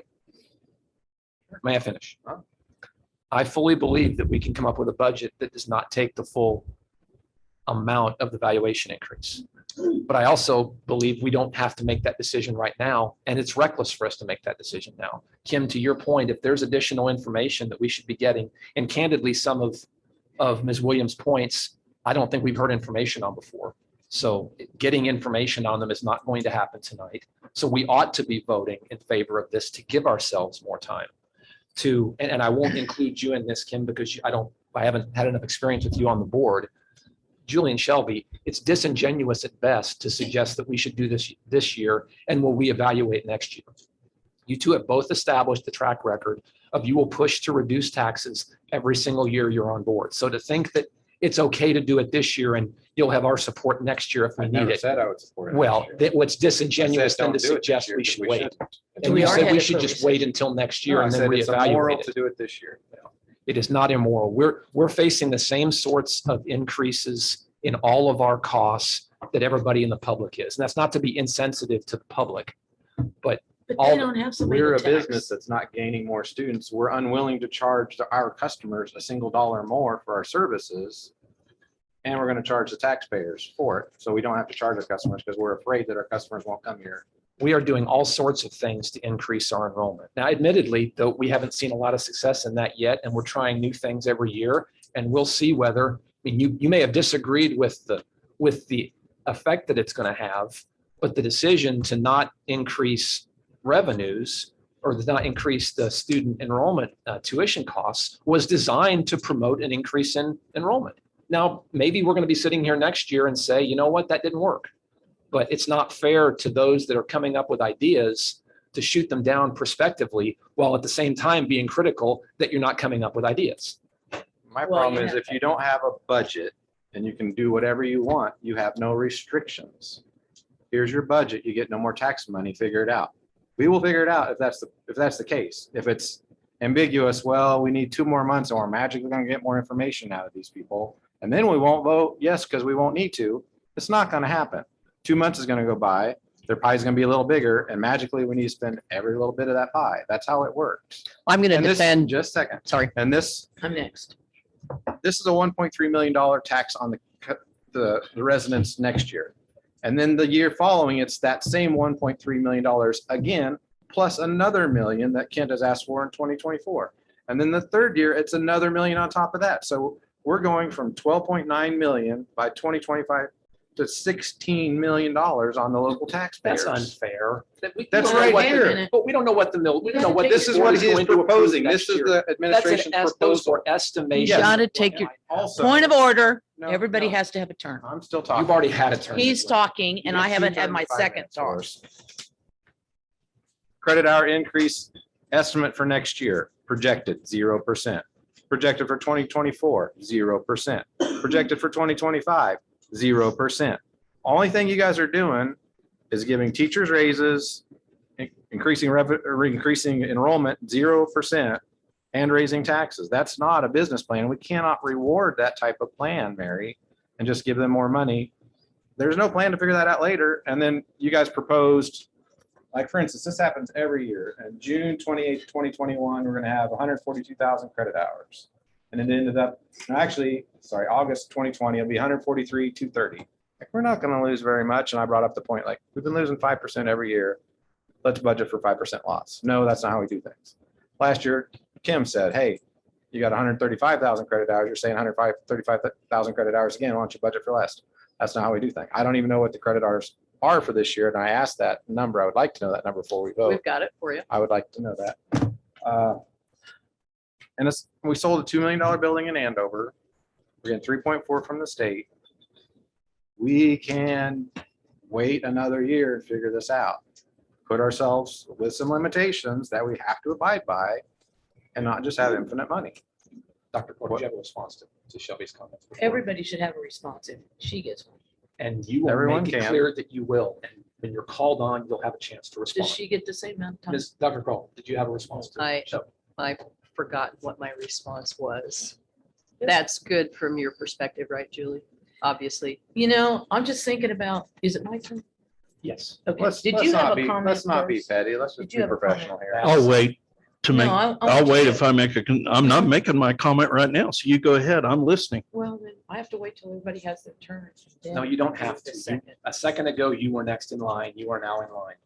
What would you like to You say? know, I was just trying to offer him a chance to make comments. What would I you like just to want say? you to remember a few years ago when Shelby and I both came into this very room and we said, please do not raise our taxes. It was a different board. We came right in here and we justified why. And one board member, my board member, is over there. He was not sleeping. asleep. Excuse me, Julie. you're interrupting. It wasn't asleep. You know, I have a film of it. Thank you. Anyway, he was nodding off and the whole culture of the room was, gee, would you hurry up and get done so you can go away and we can vote? Because that's what it felt like. Now, your perspective of all these other counties and municipalities are doing all this. Hey, these same counties and municipalities a few years ago reduced the mill levy. They reduced them. And what did the college do? Steady on. Was going to kick that money to the very end. They didn't reduce the mill levy, not till Shelby and I got on here. I'm just saying, they had their opportunity and they did not. I just think it's wrong. I mean, you can say whatever you want. I presented hundreds of opportunities for you guys to argue or present numbers that differ from mine that are legit. And, you know, I don't think anybody's even ever read an audit report in the past, maybe one or two of us, and that's it. But you would find out how this money's shifted around. Any other comments? I've got a couple more. Well, wait, Guys, till let's- Dave. Let's. No, this is why I'm here. I couldn't, we got time to I talk about it. understand, and you've pretty much dominated the conversation so far. so- Well, That's okay. Dr. Vietti in her term took out county from Butler County Community College. Now we're Butler Community College, but it's the county that's still paying for it. I got an email from my pastor in Andover. His last name Smith has no relationship to me, funny enough, love Smiths. This is to ask and request of you with sincere necessity of many of your constituents to not raise our taxes during this time of economic crisis. Inflation is at an all-time high. Many seniors like myself have lost 20% or more of our retirement because of the down markets. I hadn't even thought of that till today. To raise our taxes at this time would place an unusual burden on many of us. There may be a time that you may need to consider to raise taxes, but this is not the time to hurt us even more. Please reconsider this extra hardship that you have the power to put on us or not. We do not have a choice but to pay the extra cost of fuel and groceries that we cannot do without. Please be a voice of compassion for those of us who do not have a voice. Sincerely, Jerry A. Smith. And then in quotation, all 4 of our children are graduates of BCCC. So we are supportive of the school, but this is something we cannot support now. That's just all I'm asking, especially from you, Mary. is Put us on a budget. Let's be adults in the room. Keep the collar on. You voted 2 years ago to cut taxes 400,000. You voted last year to keep it the same. I don't see what the additional $5 million that was just been handed. Something we haven't had the last 2 years. We can say and we talk out both sides of our mouth. We're gonna give us 2 more months and we'll figure it out. If you vote to raise it, which they will raise it. If we will figure it out, just say no, and then we'll figure it out. We'll have to figure it out. Can't we always? Can I raise- offer some historical notes? Yeah, please do. Can we always raise the neutral rate? No. No. County That's clerk not- says it. So there was a comment about changes in mill levies and everybody dropping theirs over time. So I have a document from 2009 to 2022. Andover School District's mill levy has remained about the same, about 67, somewhere in the 67 range. It dropped at one point in time to 63, but it's back up to 67 now. Augusta School Districts started out at about 60.8. And it went as high as about 65 and it's dropped back down now to about 60.7. El Dorado School Districts started out that many years ago at 51 and it's at 64 now. Butler County's mill levy back then was about 36. And it stayed in the 35 range. It dropped to 34. It's down to about 32.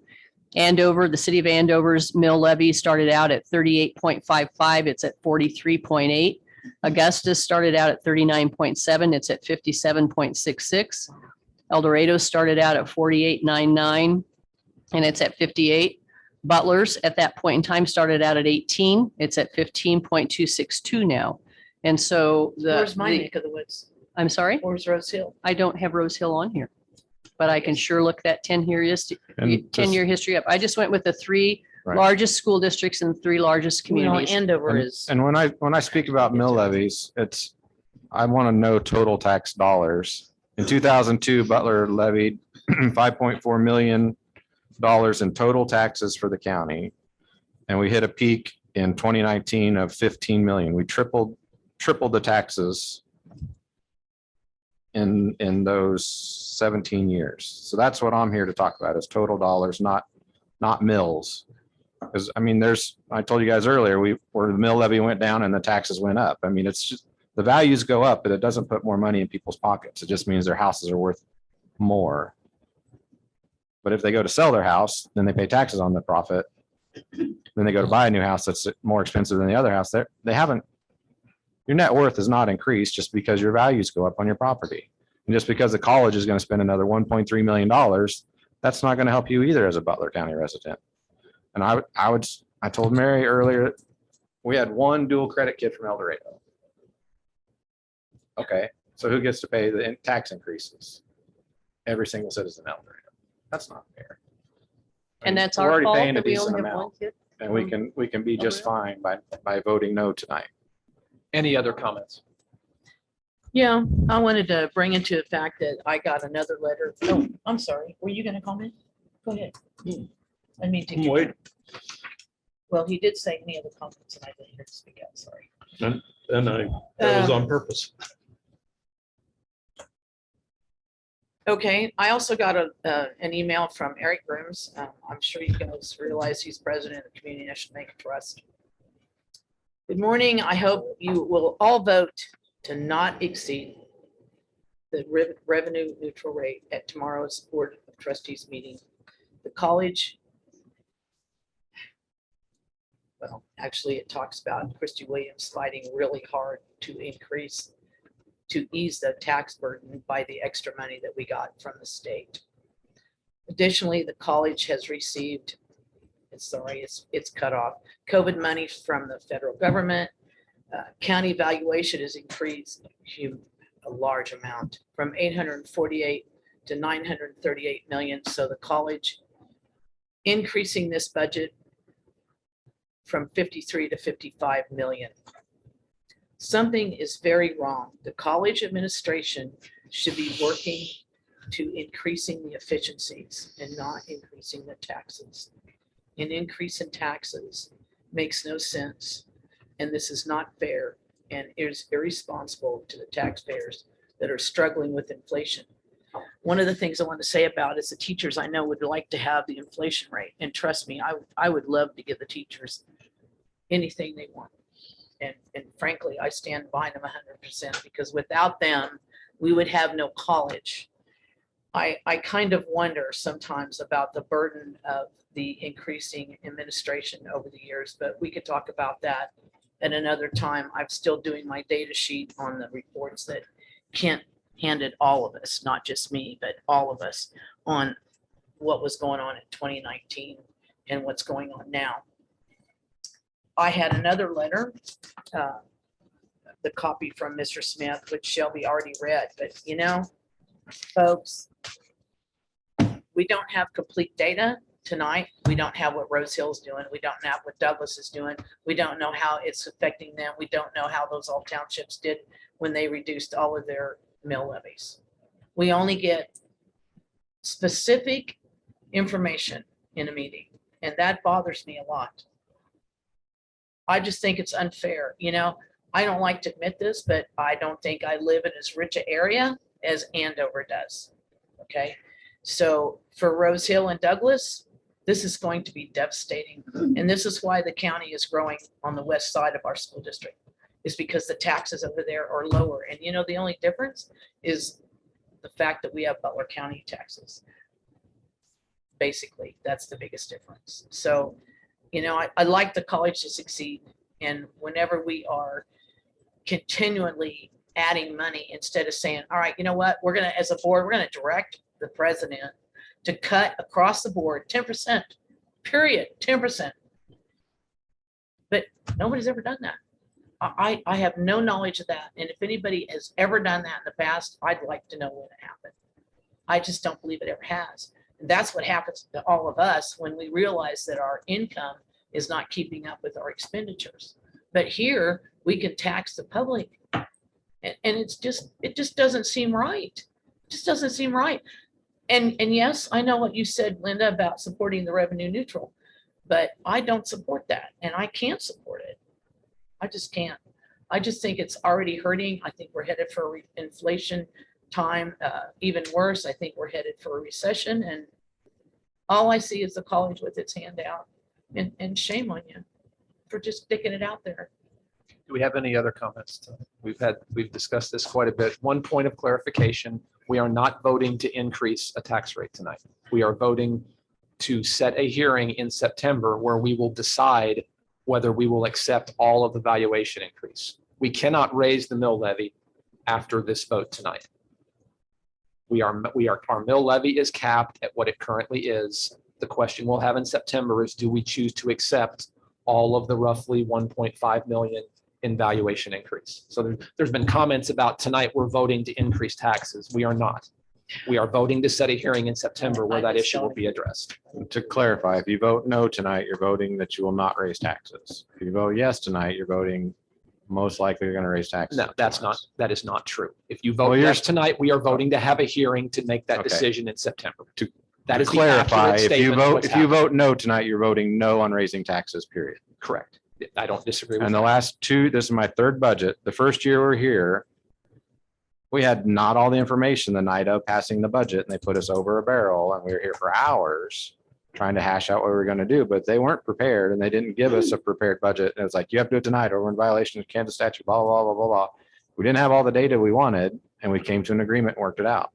And the last year's some of the similar stuff of like, hey, we need it, and if we don't have it, it's going to be doom and gloom. That's not how I remember that meeting. And I was. The very first one with Jim as the chair. It was nothing about getting forced down your throat and not having information. You may have had questions you didn't get answered. It wasn't because anybody was hiding information. Because I've been asking for 6 months to get information that had not received barely it, been on and then the board asked, 6 been asked to months. vote on a $50 million budget. We'd barely been on the board 6 months at that point. And I've been asking since December 19th. I have those emails, but you can watch that video. It's quite entertaining. It's. Do we have any other we've talked about this a lot. I Everybody would just ask understands Mary. the- I don't know. I will say that, Told you everything I could ask. I will say that I'm like Mary, I'm going to vote for it, but I also think that we probably can come up with a better budget. I will tell you that with revenue or with the increase in taxes, for my taxes on my house, it would be an increase for Butler Community College of $25. And I know that it may mean that I have to sacrifice a couple of evening meals of something greater, and I may have to do peanut butter and jelly sandwiches for a couple of more nights, but I do that when I pay to have my house cleaned or have a yard service done or something like that.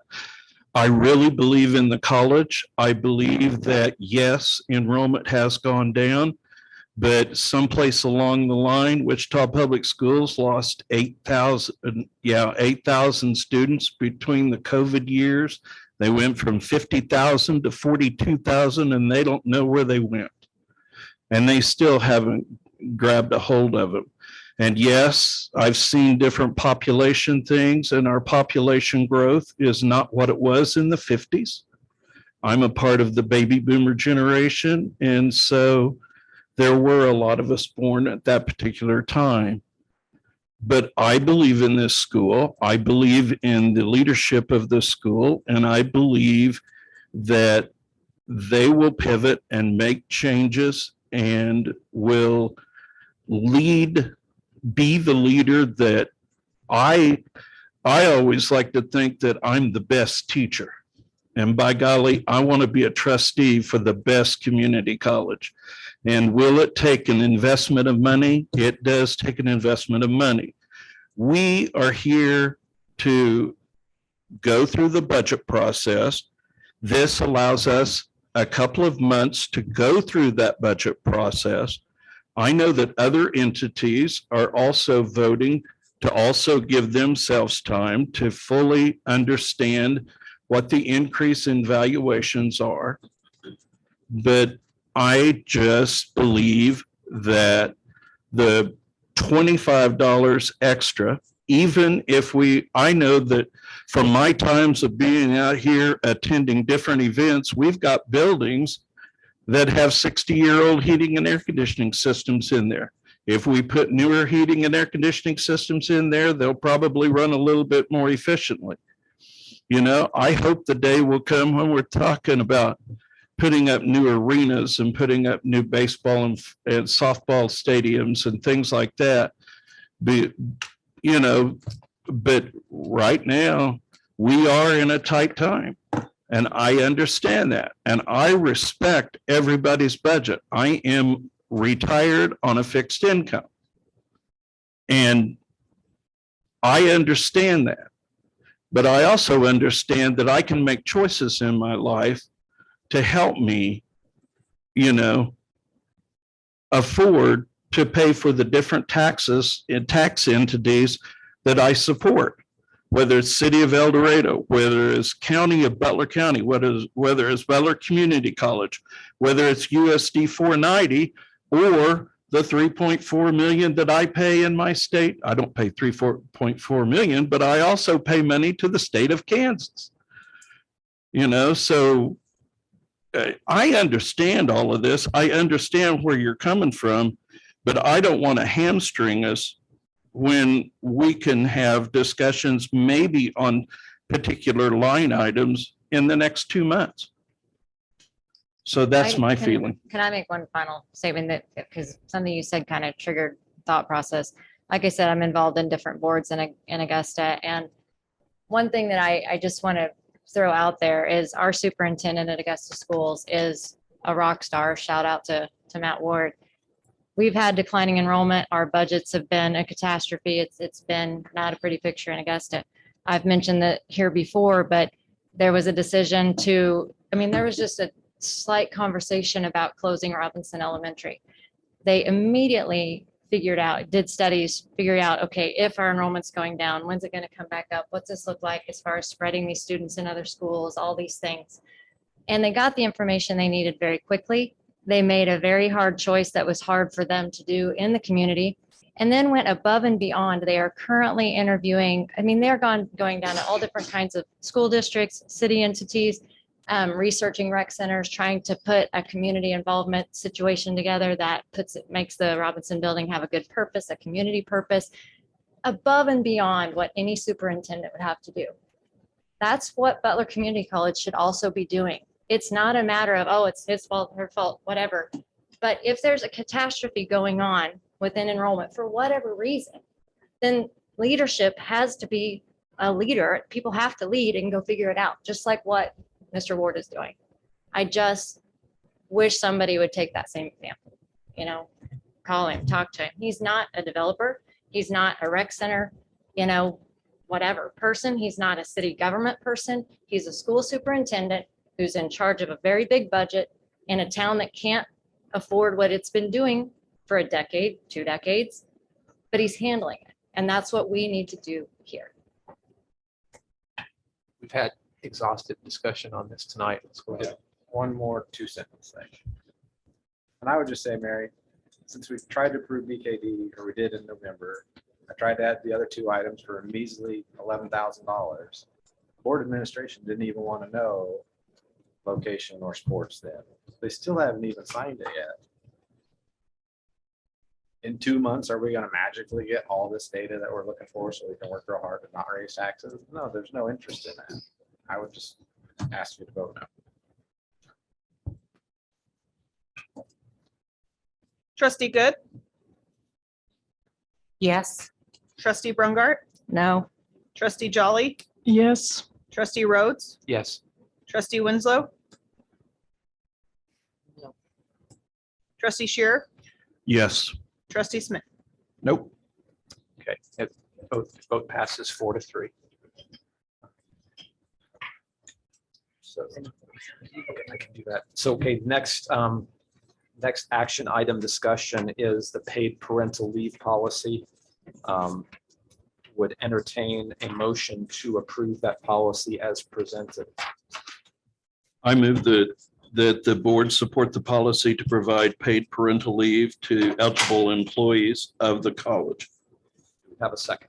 I'll second that. Okay, any discussion on this? And this is one we've talked about before, but any discussion this evening? I just want everybody to know that this is a board policy that was negotiated by the union, our teachers union, and it is for the entire college. And the parental leave policy applies to both men and women and an array of genders apparently. But I just wanted to note that because I didn't know if anyone else realized that. So it is 6 weeks. I don't really have a problem with that time. It did start out to be a negotiated option for the professional association, but it quickly became all across the college applicable. So So can I make a statement? Please. I would clarify that it was brought up during the negotiations, but we talked about it a year ago with them. We've talked about it for the last couple of years. And it was clearly portrayed to them that it had to be a college-wide policy. We can't discriminate against our other employees and only do paid parental leave for one sector of employees. And so the conversation, I mean, when we're in negotiations, we're actually just working with professional employees, but the administration stance is always, this applies in a lot of situations, it has to apply to everybody. And so it'll be the same policy across the board for whether a person's a professional employee or whether they're a staff person or administrative staff or whatever. So. Yep. Any other discussion or comment? Shelley, will you be keeping track? You said it would probably only apply to a couple of people every year, but you'll be keeping track and bringing that to the board. 'Cause that is going to be, that could be substantial. Statistically, we have about 5 to 6 leave requests for births of children in a year. About 3 of those typically have shown to be in the faculty ranks, and the remaining would be within the other areas of college. I would say that the will increase because there will be more opportunities for the non-birthing parent to take that time away as well. So yes, I do keep track of all that leave tracking, no matter what the reason is. So that will be there. Trustee Good, Yes. trustee Brungart, Yes. trustee Jolly, Yes. trustee Rhodes, I will abstain, although I have no intention of ever taking benefit of this policy. You should have abstained on the budget one too. You might adopt. That's true. So I'll- trustee I'll abstain. Winslow, Yes. trustee Shearer, Yes. trustee Smith. Yes.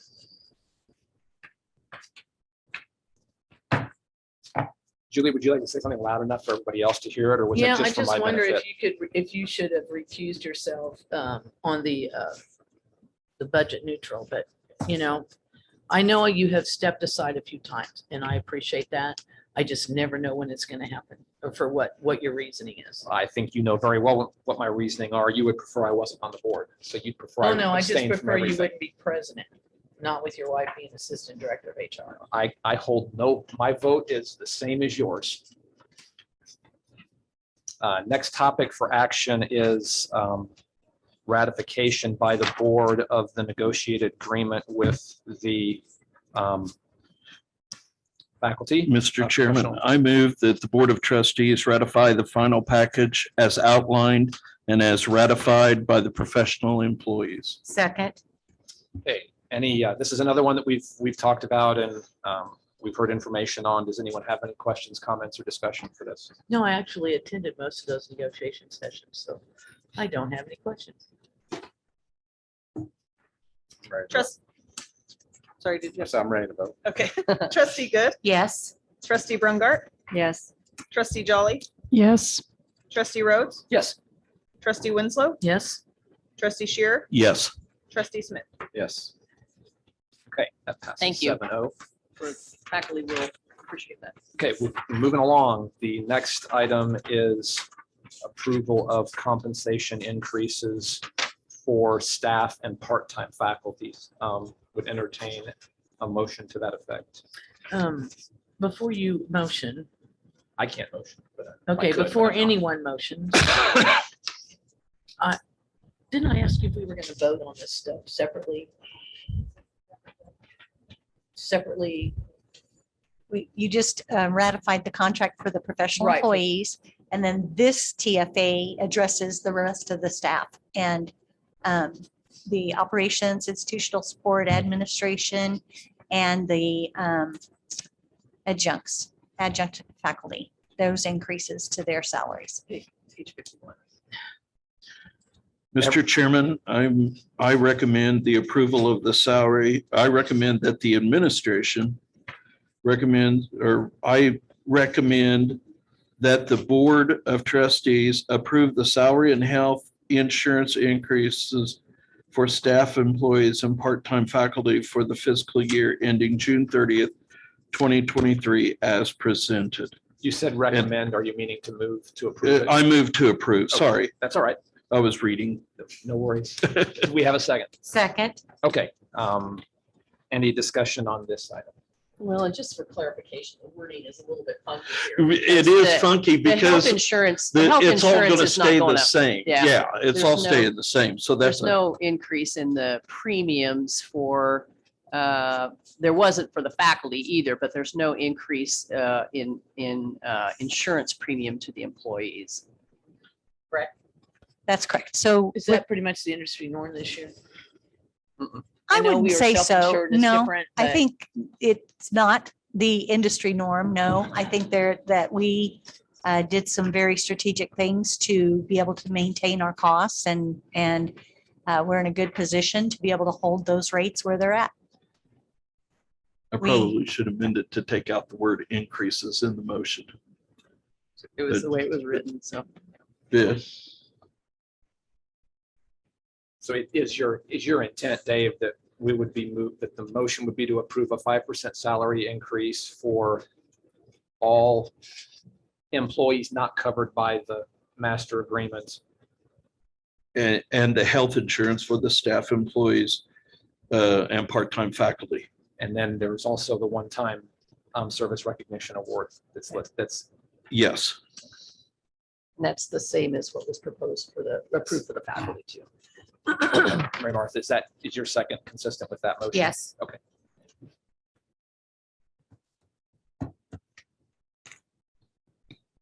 I would offer comment. I'll be abstaining on this because for those that don't know, my wife is an employee here, so I won't be voting on this. I would note there's over 700 employees to be that would be positively impacted by this. And there's been comments in the past that have been critical of a raise because of concerns about administration.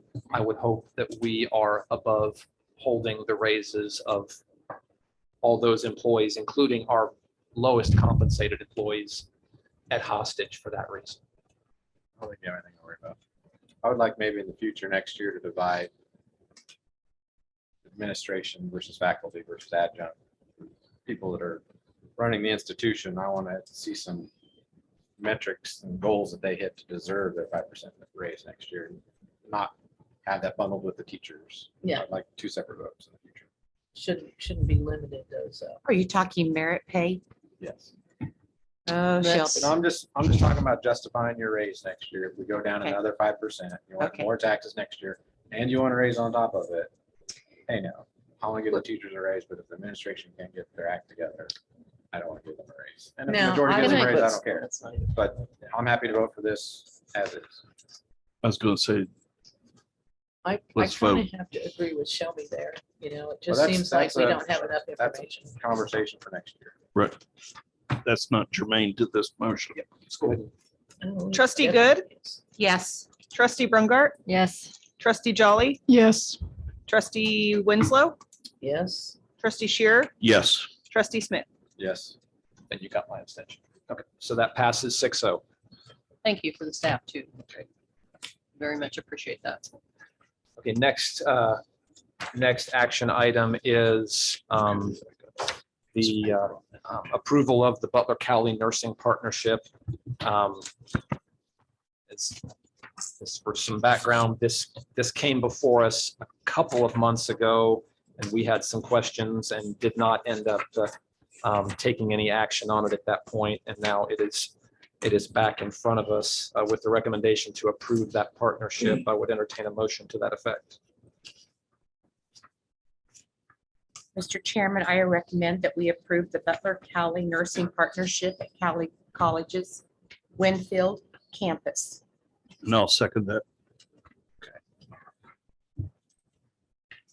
Is there any new I think information? Tom, Yeah. Tom We also have and/or Michelle from Janet? Cali on. Oh, And yes. Michelle's joined us. So I mean, yeah, you've seen this, most of this before, but, you know, as we listened to your feedback, we went back and put together some additional data points and looked at, again, the cost with the, you know, trying to reduce the startup costs and the overhead to increase as much as possible credit hours back to the college. As much in the spirit of the discussion that we're having earlier, these times of finding ways to be differentiators and grow our credit hour generation in these difficult times of finding new students. This is one avenue we can do it. This is a limited enrollment program, a nursing program. We enroll 56 students a semester. Correct? Yes. And so this is an opportunity for us to grow in the next 2 years by 16 for the nursing program. There is, of course, a long-term look at potentially doubling that, which would be something we would certainly entertain if this is approved, if it's actually works out to the way we expect it to be, which would be a revenue positive expansion of these programs. I didn't see in here this time. I think last time it was a $80,000 worth of equipment. I didn't see that in this. I mean, on the final page, the numbers get really small, but is that addressed Too in tiny. here on Yeah, who's so paying for that equipment? On page 55 is actually the equipment that we would need to commit on our behalf, which is one, the pediatric mannequin and the pocket nurse equipment to go along with that. So we're looking at a commitment of 23,000 in equipment the first year, which would be in addition to the equipment that's being provided and shared at the space by Cali College. So they decide, are they contributing more? Well, I guess what's the difference? We're just not buying as much or they're contributing more? We are only buying that additional equipment that we need because of the shared equipment. So on page 57, that gives you a breakdown of the equipment, the space, and sort of the access to things that they're going to be providing us to be able to use in that shared environment. We would just need to offset some of that equipment to meet the needs of the program, to meet the standards that we need to have to provide that same level of instruction at that location. Is there a mannequin that was originally proposed that we would purchase that is now being provided? Yes. Okay. This is not a great revenue generator, but it's not going to cost as much. So it looks like to me. The only thing I don't really appreciate is like, hey, we're going to use their building and it would cost us $1 million to build that building. Okay, but if I'm going to go buy a Big Mac, it would cost me $1 million to buy that building to make a Big Mac. I mean, to make a McDonald's, but I can go to their McDonald's to buy a Big Mac. I understand that. I don't need $1 million comparison of what it would cost us from the ground up to build a facility to host 16 nurses. I was under the impression that's the information you wanted last time. Well, so not that's not why a we provided ridiculous that. comparison like that. Well, that's what we're getting for that cost. Right. No, I understand we're using their facility, but it's not the Yeah. same as building a brand new facility because that would. Yes. Okay, yeah, Linda just pointed out that the hospital down there is going to be offering some scholarships and Mhm. that's going to be helping with some employee This is a costs. much better proposal. than Yeah, last time. I want to point out that the board said no to the first proposal that was going to cost us money. And the faculty did what we asked, got a better deal for us, came back, now we're making money. This is what, how it should be. So thank you. Well, and I think the first time around, all of those pieces were in play, but there was still a lot of uncertainty in how we were going to have to approach the staffing of it. And it wasn't that this stuff wasn't there to start off with. We just didn't articulate it as clearly as we needed to. And Janet, I know, went down and talked to the folks at the hospital. Michelle Shones, the vice president's online with this. And I know Michelle was involved in those conversations. And so it was a deeper, like you said, it was a deeper dive into those conversations and securing a stronger commitment from the hospital for some of the things and being able then to actually articulate the things that Cali has already in that space that they're willing to share on an annual basis with us. So those things were there. Sorry, there to start off with. We just had not put them in writing. So Yeah, and remember our first attempt with this was to just get this to the next step, which would be to get state approval to do this. And sorry, we got state approval, but our ASIN approval, which is our accreditation approval to do this expansion. So we still have some more hoops to jump through, but this is just to get that, to get the board, if the board approves this, we would be able to move to that next step. So My this point is was just still there's not a a greater done- benefit to Cali than to us as local taxpayers to be convenient for another county. No, I think- Originally. I think. It's yeah, better, it's better closer to now. 0 now. Yeah. And I think the intent, and Tom and Janet can speak this too, but we already have students from the Cali and the Douglas area in the program. If they can stay closer to home, so they aren't traveling as much, or and Right, they're that's not what I going to said. be It required to be there. benefits It Cowley opens- County residents more No, but than it Butler County. also benefits us because it opens up some- spaces here for people in this area then to be able to stay closer to home as well. So there's a benefit on both ends. So microphone. I mean, I Yep, just. Microphone, please. Thank you. You can just talk louder. Thank you. I appreciate you looking at this again. We do truly feel that it's a win-win because part of being able to meet their needs also allows us to better meet Butler resident needs and keep them closer here in El Dorado. We all know, like we've talked a lot about the price of gas going up, and that is a huge concern for all of our students, and we do want to attend to that. The William Newton Hospital, they are very gracious. They are very excited. They want us there, and not just any program. They want Butler. And I think that that's our commitment, is maintaining that. We're leaders in our fields in nursing education. We want to maintain that. So thank you. Hey, thank you.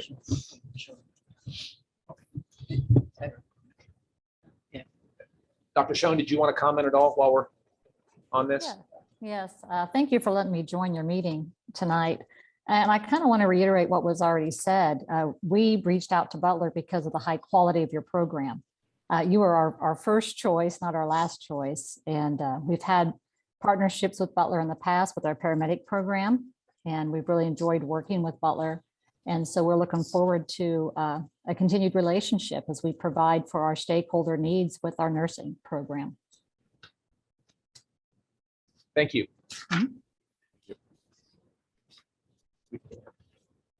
Trustee Good? Yes. Trustee Brungart? Yes. Trustee Jolly? Yes. Trustee Rhodes? Yes. Trustee Winslow? Yes. Trustee Shearer? Yes. Trustee Smith? Yes. Okay, that passes 7-0. Thank you. Thanks, everyone, for your hard work. Thanks, Um, Michelle. Next item is one of the additional, or excuse me, the approval of the service alcoholic beverage. I would move to approve the alcohol policy. And I'll second As long it. as they serve it here. Right now. Does that include a sample? And I'll second. I have some cheap wine in All right. the back room. You open your drawer with a whiskey in it like the No, old no, it's detective not in shows, my like, desk drawer. Hey, it's only 10 a.m. We got champagne to celebrate here in just a minute. We got to vote first, so. Trustee Good? Yes. Trustee Brungart? Yes. Trustee Jolly? Yes. Trustee Rhodes? Yes. Trustee Winslow? Yes. Trustee Shearer? Yes. Trustee Smith? Yes. Okay, that passes 7-0. Next item is the added item for the Butler, the nursing simulation lab software upgrade. These are the materials that were, I don't know. I guess Emailed. They're emailed before, and there's also a copy. I think you should have a hard what copy. you have in front. So Okay. would entertain a motion to approve that as presented. I move the purchase of the lab and simulation software for the Butler Nursing Department from Vault, VALT, at a purchase price and purchase and installation price of $134,296. Have a second on that. Second. Okay, any discussion or questions? Yes. Okay. I'm always interested in different software programs. And I would love it if we could have even a 2-minute, I guess, summary of what the software does. In other words, you open it and show us, this is the software, click this, click that. Just a demo, A short demo. Is that not possible? No, I think it's, Is it green? Is it like, yep. okay. It would take me a minute to pull it up. Is that what you would like tonight? Yeah, I would like that. Does anybody else want to see I mean, that? do you, if I can I think it'd email be it as interesting. well. I think it'd can be- email a recording of what we demoed and what it can do. I'd be happy with the recording. I'm not gonna, I don't I'm- have the expertise to tell somebody. I don't what- either. what I'm people don't know. I'll be confident happy. A in it. recording's fine. I just like to see it. And a lot of times when people come to the podium, just stuff I'd like to see that we don't see, but I do appreciate your offer and I think that'd be fine. It really part is of my remarkable. The technology that they demoed to us, and the demo is not, I think it might be 15 or 20 minutes long. It's a recording of our last demo session. And what it does is, I mean, it's just like all technology, it's kind of short of amazing. It has moved us from having to do things on, a landline, a computer based, and moved it into the cloud. It facilitates single sign-on for the students.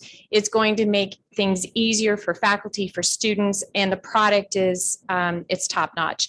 Their original proposal or their cost was for $135,000. Amy Kirshner did an amazing job negotiating this because at the lower price of $134,000, we're actually getting more computer or more cameras, more accessibility, more use to meet all of our labs instead of just the simulation labs. What do you use now? What is the? We can't. That's the thing. We've not, with the advances in technology for the past 2 years, we have not. We use the cameras and the audio in the simulations, but it's static. It can't, we cannot use a video to show then the students because the technology is too slow. So it doesn't serve the purpose. It doesn't, and from an IT perspective, I'm not IT. I would have to have IT talk more to why it doesn't work. It had some changes with the age of the cameras, the computer, the Questron, the. Yeah, it was, so Bill, just take it away. all the AV technology that was set up previously, it was built to create a status, like she said, a static environment and a static picture. And this gives you an interactive and kind of a live visualization. So do you have any, realistically, do you have any idea how much of a cost savings it might be for you? I'm not talking about like 15 hours a week, 1 hour a week per. Well, student. if you think about it this way, and maybe gives you a good analogy. I think we've all tried to upload like a video or something and send it through our phone or through the computer, and it takes forever to upload, and sometimes it works and Takes a sometimes while. it doesn't. Yeah. Well, we're saving that exponentially for 244 students because they're doing, depending on the semester, we're asking them to upload, videos of themselves. And now it's all in the system. They don't even have to upload it into Canvas. It's all in one system. They push a button or they log into the system, it records, and they're done. So I don't, time and frustration alone is huge. That, it just makes it so much easier. So this will be shared with Cowee County Day too. It does have the potential, and that's one of the beautiful things because of the licenses that we were able to purchase and we have the ability to expand. And if it wasn't going to be Cali, we have more labs that we could have used it for. So it does leave us room without additional cost. How many licenses are we talking? 20? 20 and they're not, they're concurrent licenses, are not user named licenses. So yeah, Amy working with Janet and the nursing department did a great job of getting the pricing model changed so that we can actually have more of an impact for the price that we were paying, because previously it was two named user, named site license, or named machine licenses. Do those all have to be in one place? I'm sorry? Do those all have to be one place? No, they don't. That was yeah. That was the great part. Yeah, it was. It's a wonderful product. And our partners down this, or, affiliates down the road are also moving to it, the WSU side of things. They are also moving to this software. So I think it speaks highly of the software. They're economical, they're affordable. I know that 134, when I heard that, I was like, But when you look at the other quotes, they are a very valuable and excellent product for the price. Thank you. You're welcome. Thank you. Any other questions? Let's go with vote. Trustee Good, Yes. trustee Brumgart, Yes. trustee Jolly, Yes. trustee Rhodes, Yes. trustee Winslow, Yes. trustee Shearer, Yes. trustee Smith. No. Moving on, the next item was the added item on the BKD software. I would just like, I move that the board approve the next two phases of the BKD, which is overhead and athletics analysis. A second. I just want us to say, hey, we want it done. Sign the contract, put it on your list of things to do. I'm not setting a time limit. I just officially, let's get it done. It's on the list. We got a proposal. We got some good prices. It sounds like it's great information. Proceed is all I'm trying to say. Any comment, discussion? My concern with this when it came up last time was you had a time frame set, and my concern was setting a time frame when we don't know exactly. We expect when we're going to get data from the first module, but we don't know. If the motion now is to simply express a commitment that we're going to utilize these two modules as soon as we can, once the first one's done and working, I'm Right. supportive of that. Yeah, I want the contract signed saying we're doing these next two Mm-hmm. as soon as possible. I'm not saying next week or next month but I just want to Well, officially, like I asked Dr. Kroll, have we signed the contract? She said no, because the board didn't vote. Right. I would like to sign that contract and proceed. And I would just offer a comment that we talked about it as vice presidents and we're in agreement with it. I mean, I just want an official, enough talking about it. Let's Yeah, just that's drive on fine. down the road. Then there's no That's fine. ambiguity of like when we might possibly start it at this, that, or other. It's like the ball's at least rolling and keep us informed on what's happening. Any other discussion? Questions? I think I'll vote no for the same reasons I expressed at our last meeting. We haven't seen the first BKD software results. And I don't want to put an undue burden on staff to be rushed into doing a second phase of categories. Well, I would like to see staff commit to when we might have the first data. And I know they Let's- said topic at this hand. fall, but Topic at hand is the, I understand that, but I'd still like that commitment for us. I think you have the timeline. October-ish is Yeah. late. Yeah, October is the latest, yes. As long as we can keep to that, that'd be great. any other comments on the two additional modules, subject of the present motion? Beat this dead horse. Trustee Good, Yes. trustee Brumgart, Yes. trustee Jolly, No, trustee Rhodes, Yes. trustee Winslow, Yes. trustee Shearer, I'm going to vote no. trustee Smith. Yes. Okay. Passes 5-2. The next and last action item tonight, we had a bunch, was we moved the affirmation of legal service provider, which is on page 71 of the board book. That was moved from the consent agenda to the action. The motion would be to approve the firm of Cannell and Cannell as designated legal counsel. I don't want to have a discussion. I just want to be able to vote yes or no. I would then entertain a motion to approve Cannell and Cannell as designated legal counsel for the college. I move that we approve the firm of Cannell and Cannell as the designated legal counsel for the college. Second. My only question, since I'm new here, how is that decided? Is that just like, as long as you don't screw up, you keep getting it? That sounds really petty. That's not what I mean. Well, can't. Or is it, I are don't other know. people, is it open to other people? Do we ever evaluate other options? Do we get bids? Is it just a Not on an standing? annual basis, we don't. Is it? He's at all been ever? There was an RFP done many years ago. Sorry, there was an RFP done many years ago. I think it's just been a matter of continuity, really. That Ray has our legal records. He's been our advisor for a long time, and just quite frankly, the board has been pleased with that for many, many years. So If it's not broke, don't fix it kind of concept.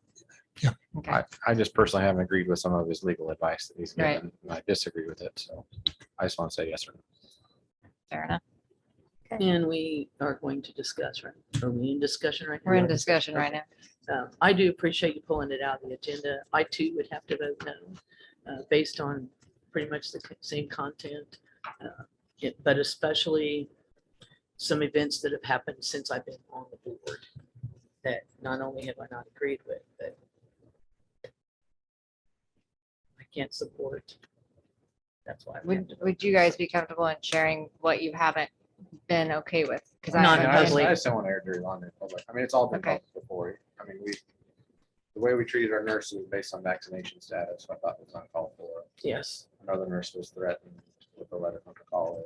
If she showed up at work unvaccinated. I mean, there's been a few things. His advice that we should never speak to. Whoa, whoa, whoa, whoa, whoa, whoa, whoa. There's just- Raise advice is not open for public discussion. That's attorney-client privilege. We're not talking about that in open. What?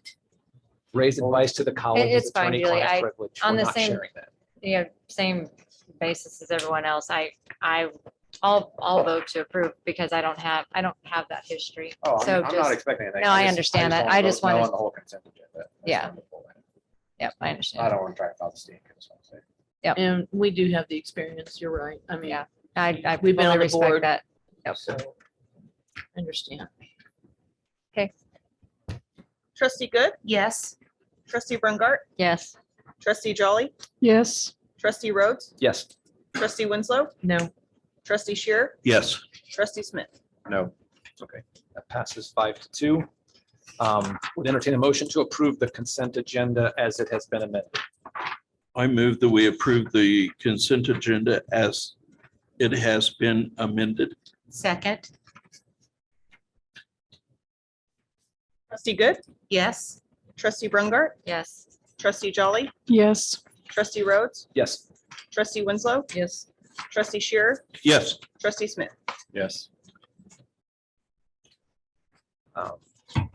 Supplemental information, Dr. Kroll. There's not a lot there. The performance indicators haven't changed. There's just a little bit that we've noted on the fall activity calendar coming up. Start of classes, August 22. It's rolling in here pretty fast. So I don't have anything to add to. And yes, Bill wants to make a statement about the So- audio with truth. Julie, you'd mentioned before at the beginning that you got a text or email about Christie's audio. Yes. And so we've confirmed on the YouTube that the audio is there. There is a problem with the audio. It was low. It's the gain. I've been texting with Matt to see what the gain was turned up. We'll enhance it to make sure that it sounds better, but I confirmed with a few people that they can hear it. It just didn't sound great. So I wanted to let you know that it's there. We did capture the audio, and so Matt's going to enhance it tonight or first thing in the morning. That'd be good. That'd be To get it good. readdressed. I just want to let you know. No, I appreciate that. Well, I- I I still always been over like here for everybody texting, to trying be to figure heard. that. No, I agree. It was certainly all the microphones in here are tested before every meeting and everything was working. So the gain was, I mean. Somebody the stuck game some was gum up. on it. I don't know. We did switch out the microphone. I have, when. I know that, through the meeting I know there's a couple of things like the Farm to Fork is coming up. Yes. If on the Mhm. 16th. Yeah. Or maybe the 23rd. Well, the 16th is an all day. That's a number of different things that are happening in different Yes. locations. The 23rd is the actual full day farm to fork and then the dinner that night. So I'll send reminders to you. And then there's a chef something at the Apple. There's a Pumpkin apple. Applejack. I know where it is. It's right by the Augusta Airport, but I don't know the name of it. Yeah. Yeah, I think it's charcuterie with the chef or something like Yeah. that. I think that's on the 16th too. Okay. I'll have to get out the document that Tia that I pulled off of the website and stuff. So I'll send you that information again. How many staff are going to attend the dinner? I don't know. I haven't reached out to anybody yet to find out. I would guess that, Mel probably will go since he's the dean. And I haven't talked to Tom, I just haven't asked yet. So there'll be people there, I'm sure. Be nice if you offered the Butler trustees ticket to go. I could sure consider that. Yeah. I just haven't, It's awfully expensive. I just Yeah, I paid haven't, mine last year. I know. I just haven't gotten that far quite yet. Okay. I Chairman think Rhodes, I think the dinner tickets are $50 a piece. Yes, If you want to go the entire day, I think it's, 75 or 100. Yeah. Yeah. But there Yeah. was free alcohol. Shelby. so are you- He's right though, because at the dinner, Walnut River was there just. at the dinner, they were handing out samples CJ was there. Of from the Butler brewery. produced. Linda, did you have something? yes, if everyone didn't get the notice from the governor, they have awarded $4 million in tax credits to 29 Kansas nonprofits. And our Butler Community College culinary application has been funded. Wow, wonderful. Wow, how much? You get 4 million, or does that have to be shared? no, the 4 million's shared. Oh, Yeah.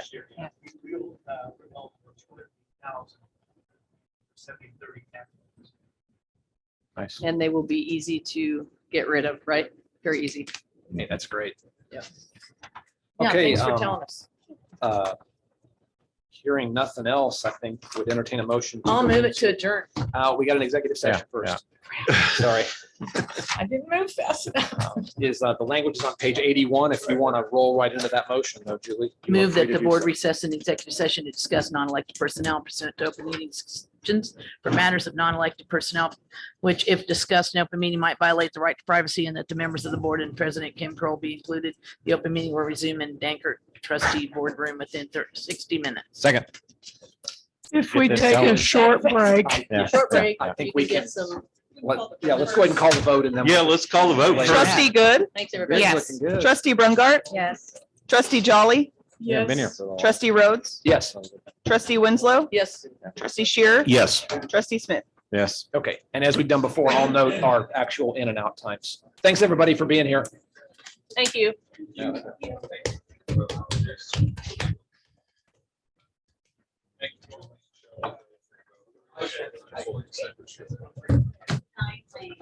Thank you, Bill. Hey, when's the next Walnuts game?